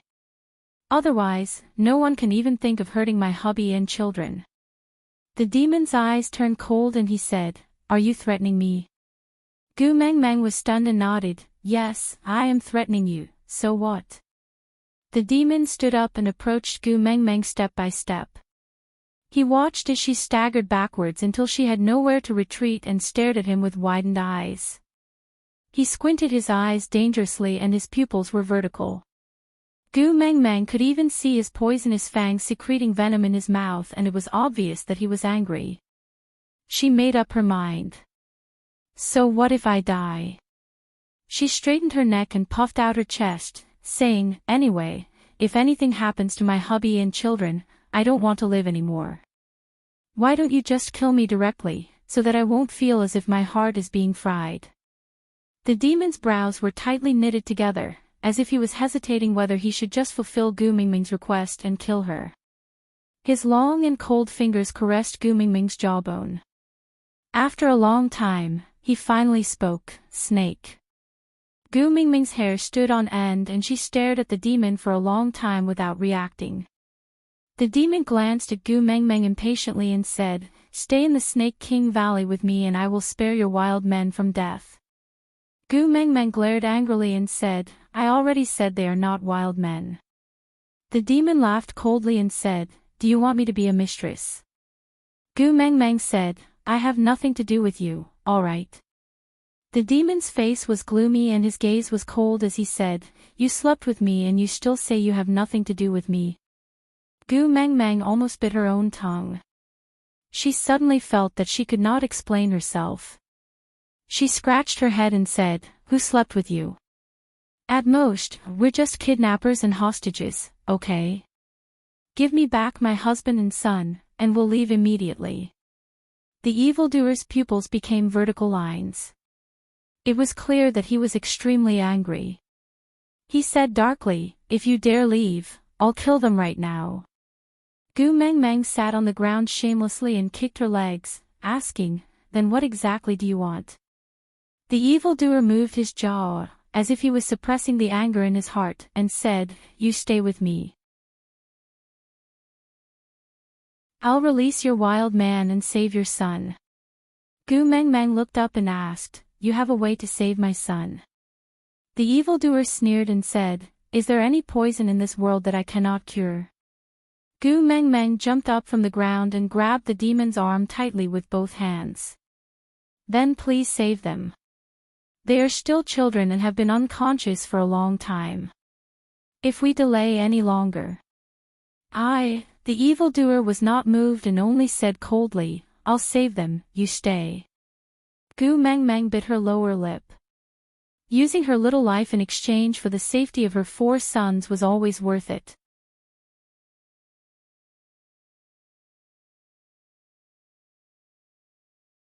Chapter 534. The demon stretched out his hand with his palm facing upwards, gesturing for Gu Meng Meng to hand over her little hand. Gu Meng Meng had no choice but to give herself a line of "Hold me up," before obediently placing her little hand into the demon's hand. The demon was finally satisfied and his pupils gradually returned to normal. He looked down at Gu Meng Meng and said, "Snake, my name." Gu Meng Meng replied, "Oh." Snake was displeased and said, "My name is not Oh." Gu Meng Meng put on a fake smile and said, "Great King Snake, I wish you happiness as boundless as the East Sea and longevity as everlasting as the South Mountain." The corners of Snake's lips curled up slightly and he said, "Say it again." Gu Meng Meng called out, "Snake," repeatedly for half an hour like a repeater before she finally managed to please this master. He happily pulled Gu Meng Meng into his arms and said, "I am a man of my word."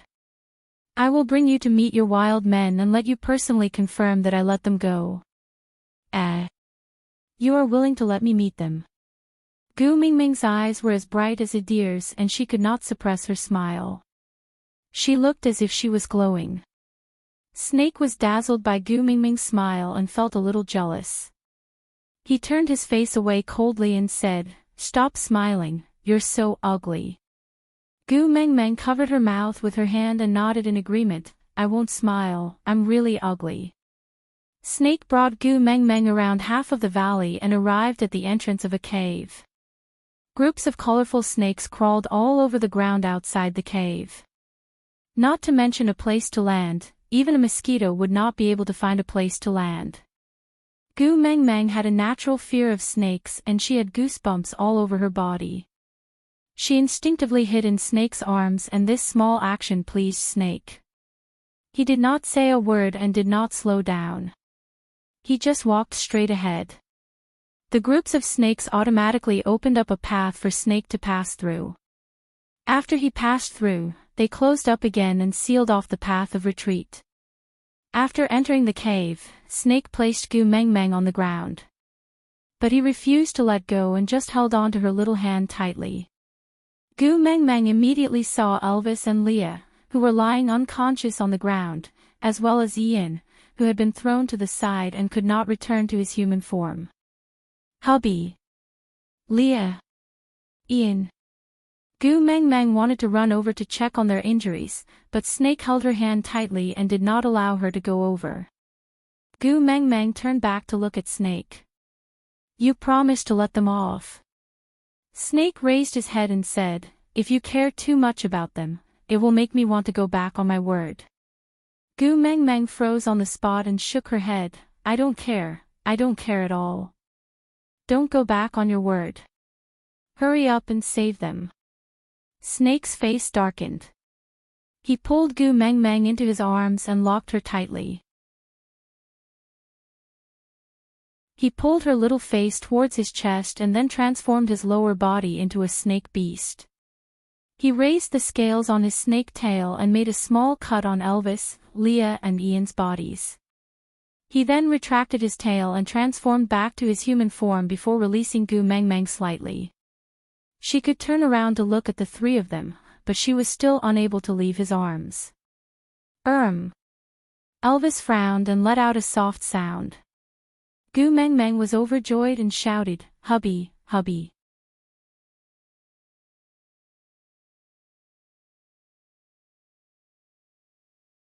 Chapter 535. This weak call almost made Gu Mengmeng cry. She instinctively wanted to pounce into Elvis's arms but was hugged tightly by Snake. A cold and emotionless voice rang beside her ear. "To me, it's easier to kill them than to save them." Gu Mengmeng did not dare to act rashly.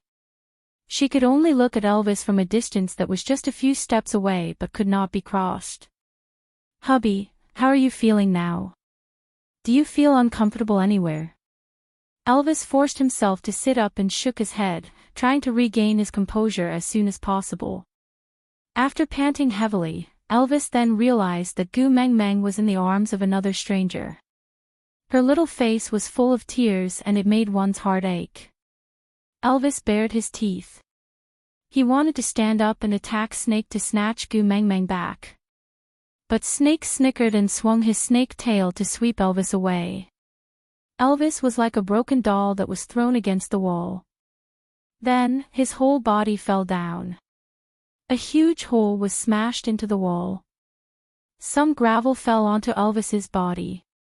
Elvis coughed and a mouthful of blood flowed down from the side of his lips. But he gritted his teeth and stood up again. He swayed and rushed towards Snake. Snake squinted his eyes. With an obvious murderous intent, he said coldly, "Courting death."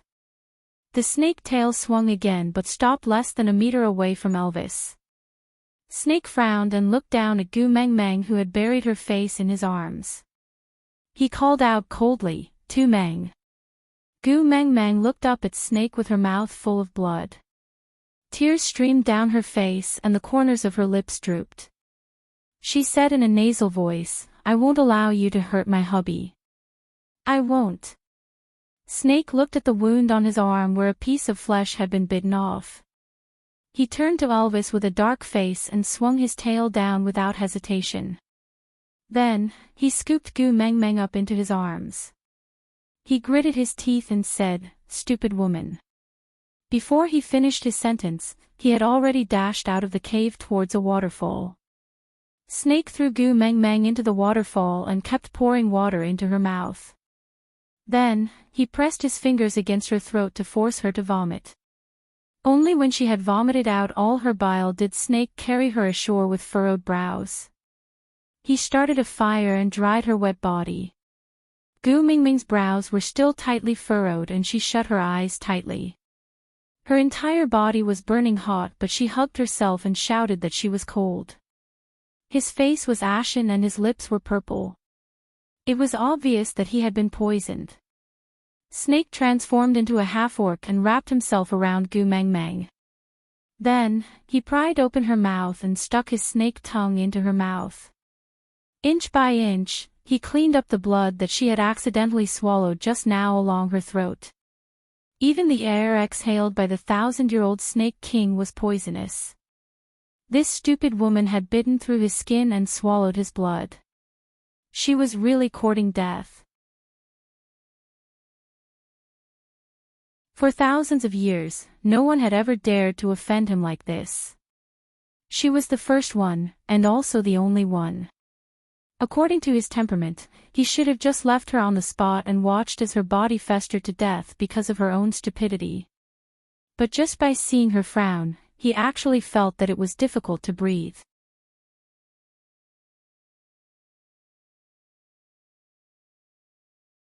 Chapter 536. Mighty Snake King. A clear male voice rang from the other side of the waterfall. Snake did not turn back to look at him, only saying coldly, "Scram." Cole was not angry, he just maintained his usual calm tone and said, "Mighty Snake King, don't be angry, I just want to give you a suggestion. That snow fox might be the best candidate to take care of this little female." Snake glanced at him coldly and laughed sinisterly. "Do you think that fox can cure me of my poison?" Cole lowered his head and said, "Of course not. Only you can detoxify your poison. But females are different from males, their bodies are too weak. If they don't nurse themselves well, they might not be able to hold on." Snake's beast pressure exploded, instantly suppressing Cole. He carried Gu Meng Meng up and turned to leave, not even giving Cole a supercilious look. Back at the cave, the huge pile of fruits had already been buried according to Gu Mingming's instructions. No one knew if new fruit trees could grow, but the cave was clean. Snake circled Gu Meng Meng with his tail, forcing the poison out of her body over and over again. The purple on her lips had already faded, but her face was still green and she remained unconscious. At first, he could still feed her some water, but later on, she could not even pry open her teeth. The tighter Snake hugged her, the more she trembled. In the end, Snake could only place Gu Meng Meng on the stone platform, before instructing a little snake to find Leah. When Leah dragged his weak body into the cave, he saw a barely breathing Gu Meng Meng curled up on a stone platform. Snake stood far away, staring at Gu Meng Meng without blinking. Gu Mingming's body trembled. Leah did not greet Snake, because he had nothing to say. As a third level, he was weaker than an ant in front of a beast king. He did not want to waste his breath saying some heroic words, he wanted to make the best use of every second to take good care of Gu Meng Meng. Carrying Gu Meng Meng in his arms, Leah transformed into a half-orc and used his large tail to wrap Gu Meng Meng up tightly. He used his tongue to lightly lick Gu Mingming's little nose, gently rubbing against her ear, using a deep and affectionate voice to whisper into her ear, "Meng Meng, I'm here. Don't be afraid, don't be afraid. You have to hold on, okay? You promised that you wouldn't leave me alone." Snake clenched his fists tightly behind him. He also wanted to hug Gu Meng Meng like that, but this damned body did not have the same warmth as that fox. His blood was cold and no matter how tightly he hugged her, he would never be able to warm her at all.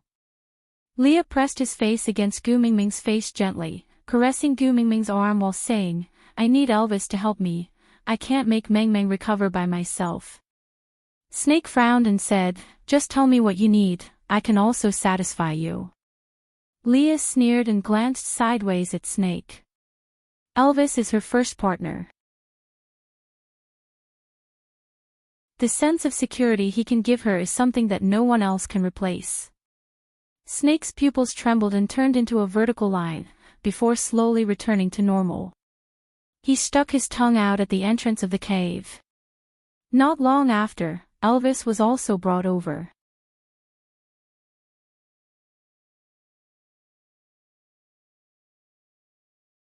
Chapter 537. Elvis furrowed his brows tightly and hugged Gu Mengmeng in his arms, whispering softly, "Xiao Meng, I'm here, I'm here." Leah stood up and walked to Snake's side, saying, "I need prey, please allow me to hunt in the Snake King Valley." Snake did not say a word and just gave a look to the little snakes behind him.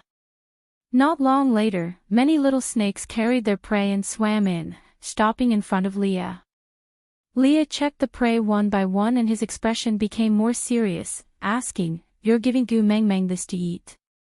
Snake was displeased, saying, "This is the best prey in the Snake King Valley."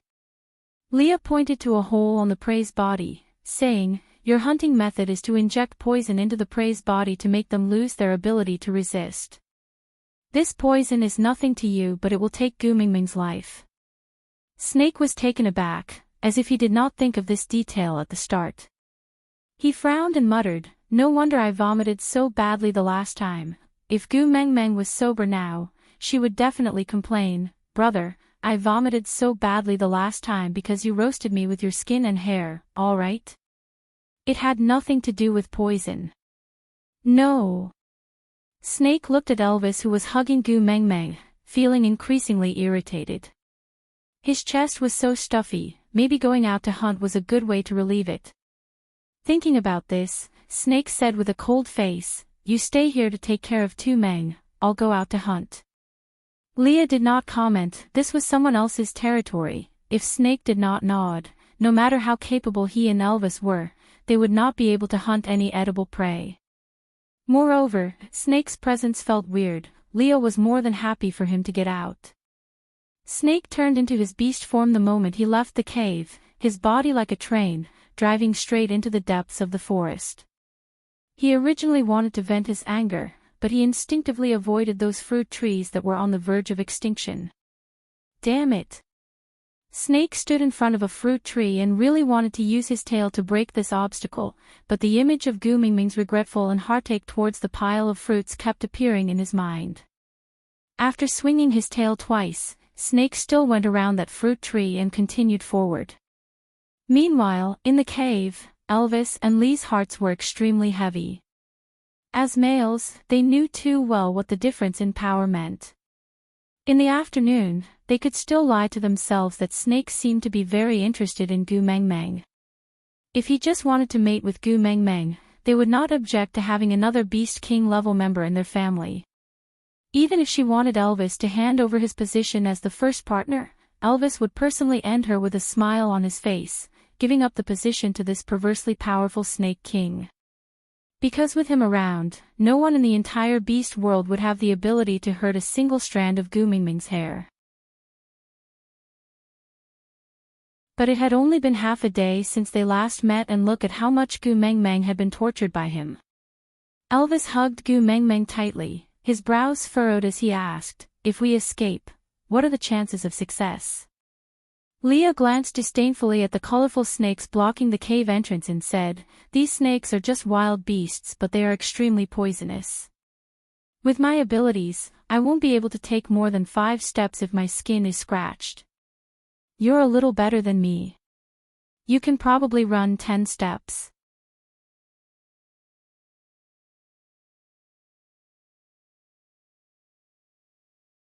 Chapter 538. It's no use. Leah patted Elvis's shoulder and signaled him to retract his beast pressure. They are snakes that have been following Snake around all year round and are long used to the Beast King's coercion. Our normal coercion is completely useless in front of them. Elvis remained silent. Seeing how weak Gu Meng Meng was, his heart ached to the extreme. He could only ask in a low voice, "Then what do we do now?" "I'm afraid Xiao Meng can't hold on." Leah caressed Gu Meng Meng's little face gently. He then looked at Elvis and asked, "How's your stamina now?" Elvis looked at Leah from the corner of his eyes, waiting for him to continue. Leah said, "The poison has caused the blood in Xiao Meng's body to start coagulating. You have to let Meng Meng's blood flow so that the antidote Snake placed in her body can take effect. But you were just beaten up by Snake, can you still hold on?"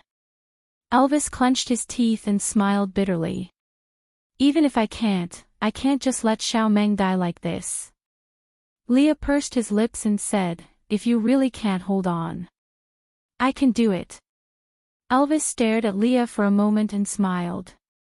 "I won't let Xiao Meng mate with you against her own will." Leah nodded. "Then I'll stand guard at the side.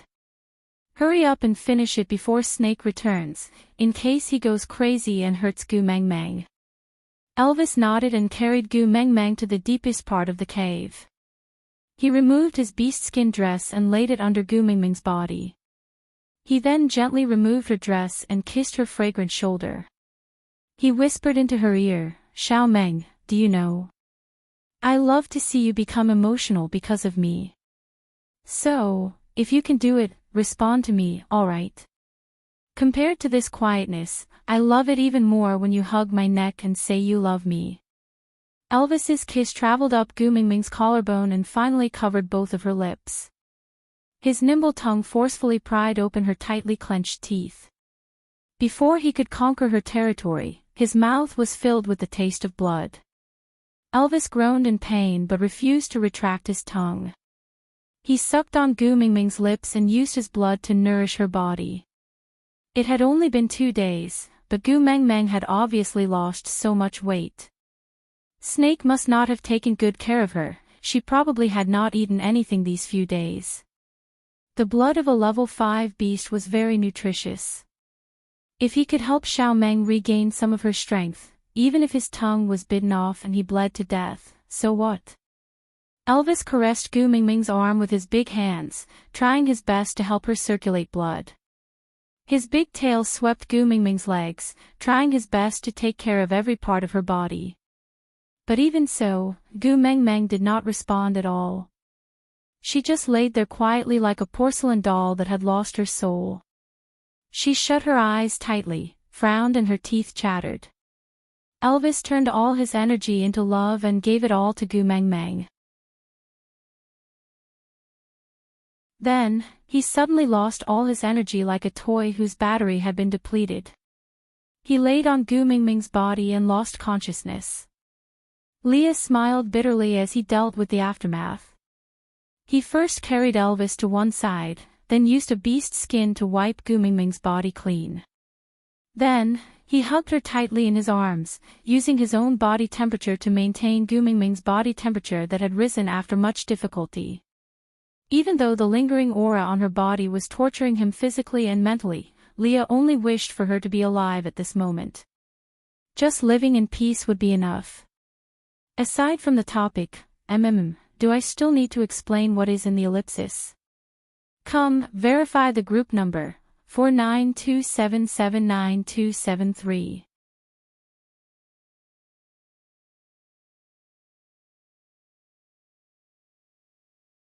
Chapter 539. When Snake dragged his prey, whose bones had been crushed inch by inch, back, he sharply sensed the dispirited aura in the cave. With his eyes straightened, he attacked Elvis at lightning speed. "If you kill him, Gu Meng won't be able to live." Leah spoke calmly, finishing the last word just as Snake's fangs were about to touch Elvis's artery.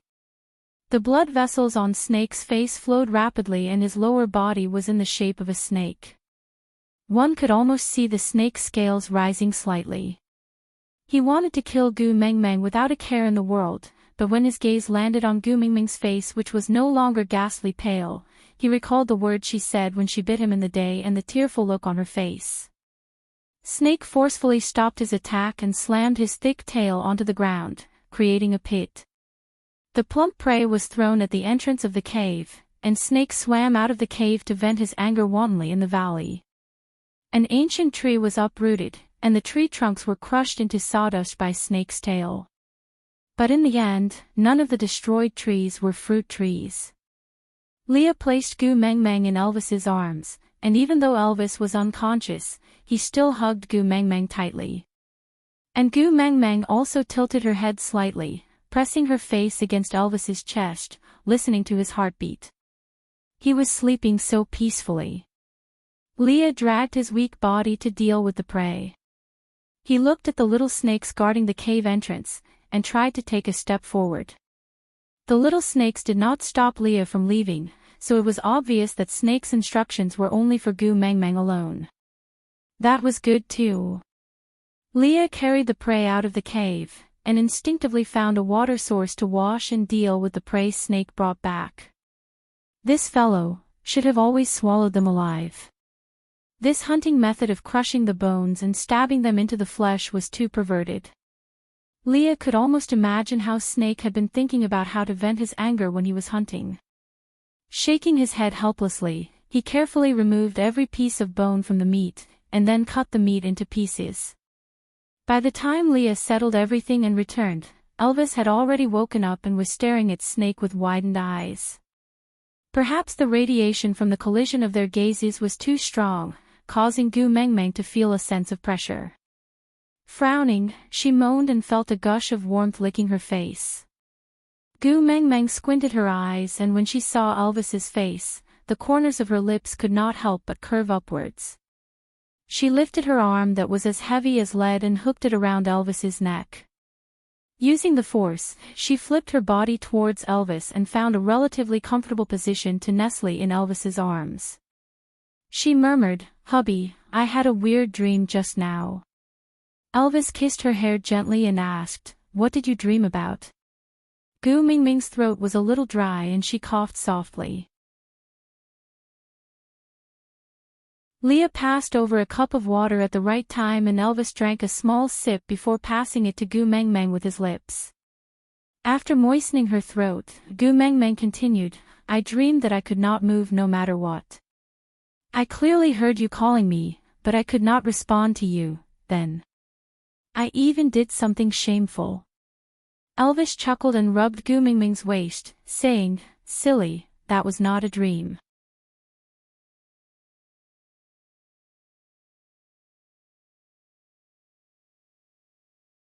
Chapter 540. Gu Mengmeng instinctively opened her arms to protect Elvis, looking at Snake warily, not daring to say a word. The pain all over her body, as if she had been run over by a car, told her what she had just experienced. But it was not illegal to sleep with her own husband. Why did she feel as if she was caught in the act? Gu Mengmeng turned back to look at Elvis, nodding her head in confirmation. That's right, the one she slept with was her own husband. Seeing how Gu Mengmeng was protecting Elvis, Snake felt even more frustrated. He hooked his finger and said, "Come over, or I will kill them." Gu Mengmeng bit her lower lip, using the beast's skin to wrap herself up tightly, supporting her exhausted body to slowly take a small step towards Snake. Snake frowned, hooking his finger in his direction, gesturing for Gu Mengmeng to come closer. Gu Mengmeng turned back to look at Elvis, taking another small step towards Snake. Snake's patience had run out. He raised his snake tail and whipped it towards Elvis. Gu Mengmeng could not react in time. She reached out and pounced towards Snake's snake tail, wanting to use her own body to block this attack. Elvis's reaction was much faster than Gu Mengmeng's. Before the snake tail touched Gu Mengmeng, he turned around and protected her in his arms, using his own back to receive Snake's tail. Snake himself was also shocked by Gu Mengmeng. He held back much of his strength. If not, this whip would have directly split Elvis into two. Elvis spat out a mouthful of blood. Gu Mengmeng was so anxious that she cried, holding onto Elvis tightly, shouting, "Leah, Leah, quickly come and look at Elvis." Leah walked forward, pulled Elvis out from Gu Mingming's arms and placed him at the side, then held on to Gu Mingming's shoulders with both hands, looking straight into her eyes. He said calmly, "Don't do such things in the future, understand?"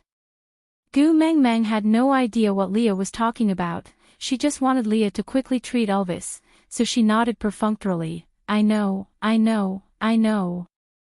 Leah saw through Gu Mingming's perfunctory act. He sighed, then said in a serious tone, "Do you know that you almost scared Elvis and I to death when you were poisoned this time? If anything happens to you, we won't be able to die in peace. If we still have any weight in your heart, promise me that you will prioritize your own safety under any circumstances. As long as you're fine, the two of us can definitely pull through. Do not expose yourself to danger for anyone. Do you understand?" Elvis clutched his chest as he looked at Gu Mingming. His gaze was clearly the same as Lee's. Only on this point, he would not indulge Gu Mingming. Gu Mingming nodded and said, "I know, I promise I won't do it again. Hurry and take a look at Elvis, he's badly injured." Leah then released his grip and turned around to check on Elvis's injuries. Elvis gave her a reassuring smile, wanting her to believe that he was fine and that he was fine. However, his body was badly mutilated, and his face was ashen. With a single glance, one could see that he was weak and fragile. How could a smile be able to deceive the world? Snake's snake tail was trembling as he resisted the urge to attack. Narrowing his eyes, he used his tail to wrap Gu Mingming up and swam out of the cave. The night sky was as dark as ink, thick and heavy, but it could not conceal the fierce anger emanating from Snake's body. Gu Mingming felt as if she could see black smoke billowing from Snake's body. Digression, it's time to say goodbye to my babies again.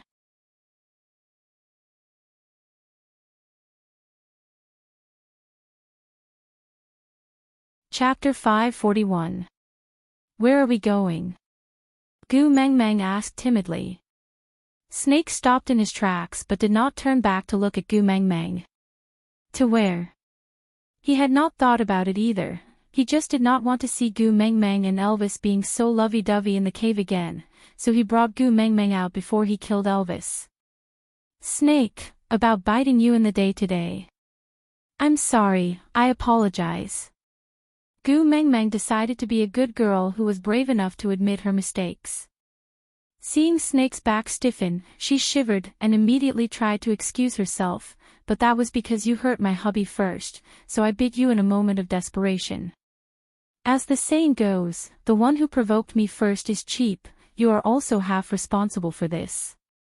Snake took a deep breath, turned his head and said with a black face, "Don't ever mention your wild men in front of me again, or else I have 10,000 ways to make you watch me tear them apart, and you won't even be able to hurt yourself." Gu Mingming knew that Snake definitely had that kind of ability. Elvis might be strong outside, but in front of a pervert like Snake, the difference in their abilities was too great. Even someone like Gu Mingming, who did not really understand what the hierarchy meant, could tell that this was like a WTO wrestler beating up a primary school student. I won't mention, then don't be angry. Snake's face was cold as he stretched out a hand, palm facing upwards. "Tu Mang." Gu Mingming reflexively placed her hand in his palm, then smiled bitterly. She was just like a domesticated pet dog. Snake held Gu Mingming's little hand, then his emotions calmed down. He slowly kept his snake tail and transformed back into his human form, pulling Gu Mingming into his arms, hugging her before letting go. Gu Mingming felt a little awkward. She pointed at Snake's arm and asked, Does the wound still hurt?" Snake looked down at the wound that had already healed completely and frowned. How did it heal so quickly? If it had not healed, would she also look at him with the same gaze she used to look at Elvis's wound? Snake thought for a moment, then placed his hand by his mouth, sticking out his poisonous fangs and biting down. What are you doing?" Gu Mingming was shocked and reached out to grab Snake's arm. But Snake dodged backwards and said with a cold face, "My blood is poisonous, you can't touch it." Gu Mengmeng retracted her hand awkwardly and took a small step back. She stretched her neck and pointed at Snake's arm. Your teeth are poisonous too, right? Snake nodded and said, deadly poison. Gu Mengmeng thought for a while and asked, so is your teeth more poisonous or your blood more poisonous? But, if you show symptoms of being poisoned, which poison should I detoxify first? Do you have the antidote? Give it to me in advance. Snake was stunned for a moment before he suddenly laughed. Are you an idiot? How did I get poisoned by myself? Gu Mengmeng stared at Snake in a daze and smiled. Isn't this great? He looked good when he smiled. Why did you have to keep a straight face all day long, as if someone owed you $8 million? Why bother? Snake was stunned by Gu Mengmeng's words. He reached out to touch the corner of his lips. He was actually, really smiling. Nice to look at. Snake asked carefully, you're tuning into the LoveLore Library YouTube channel. We're so grateful for your support and don't forget to subscribe to join us on this incredible journey through captivating stories. Your generosity through donations truly makes a world of difference, as it's the primary source of revenue that allows me to expand and enhance this channel for you. Thank you from the bottom of my heart for being a part of this adventure.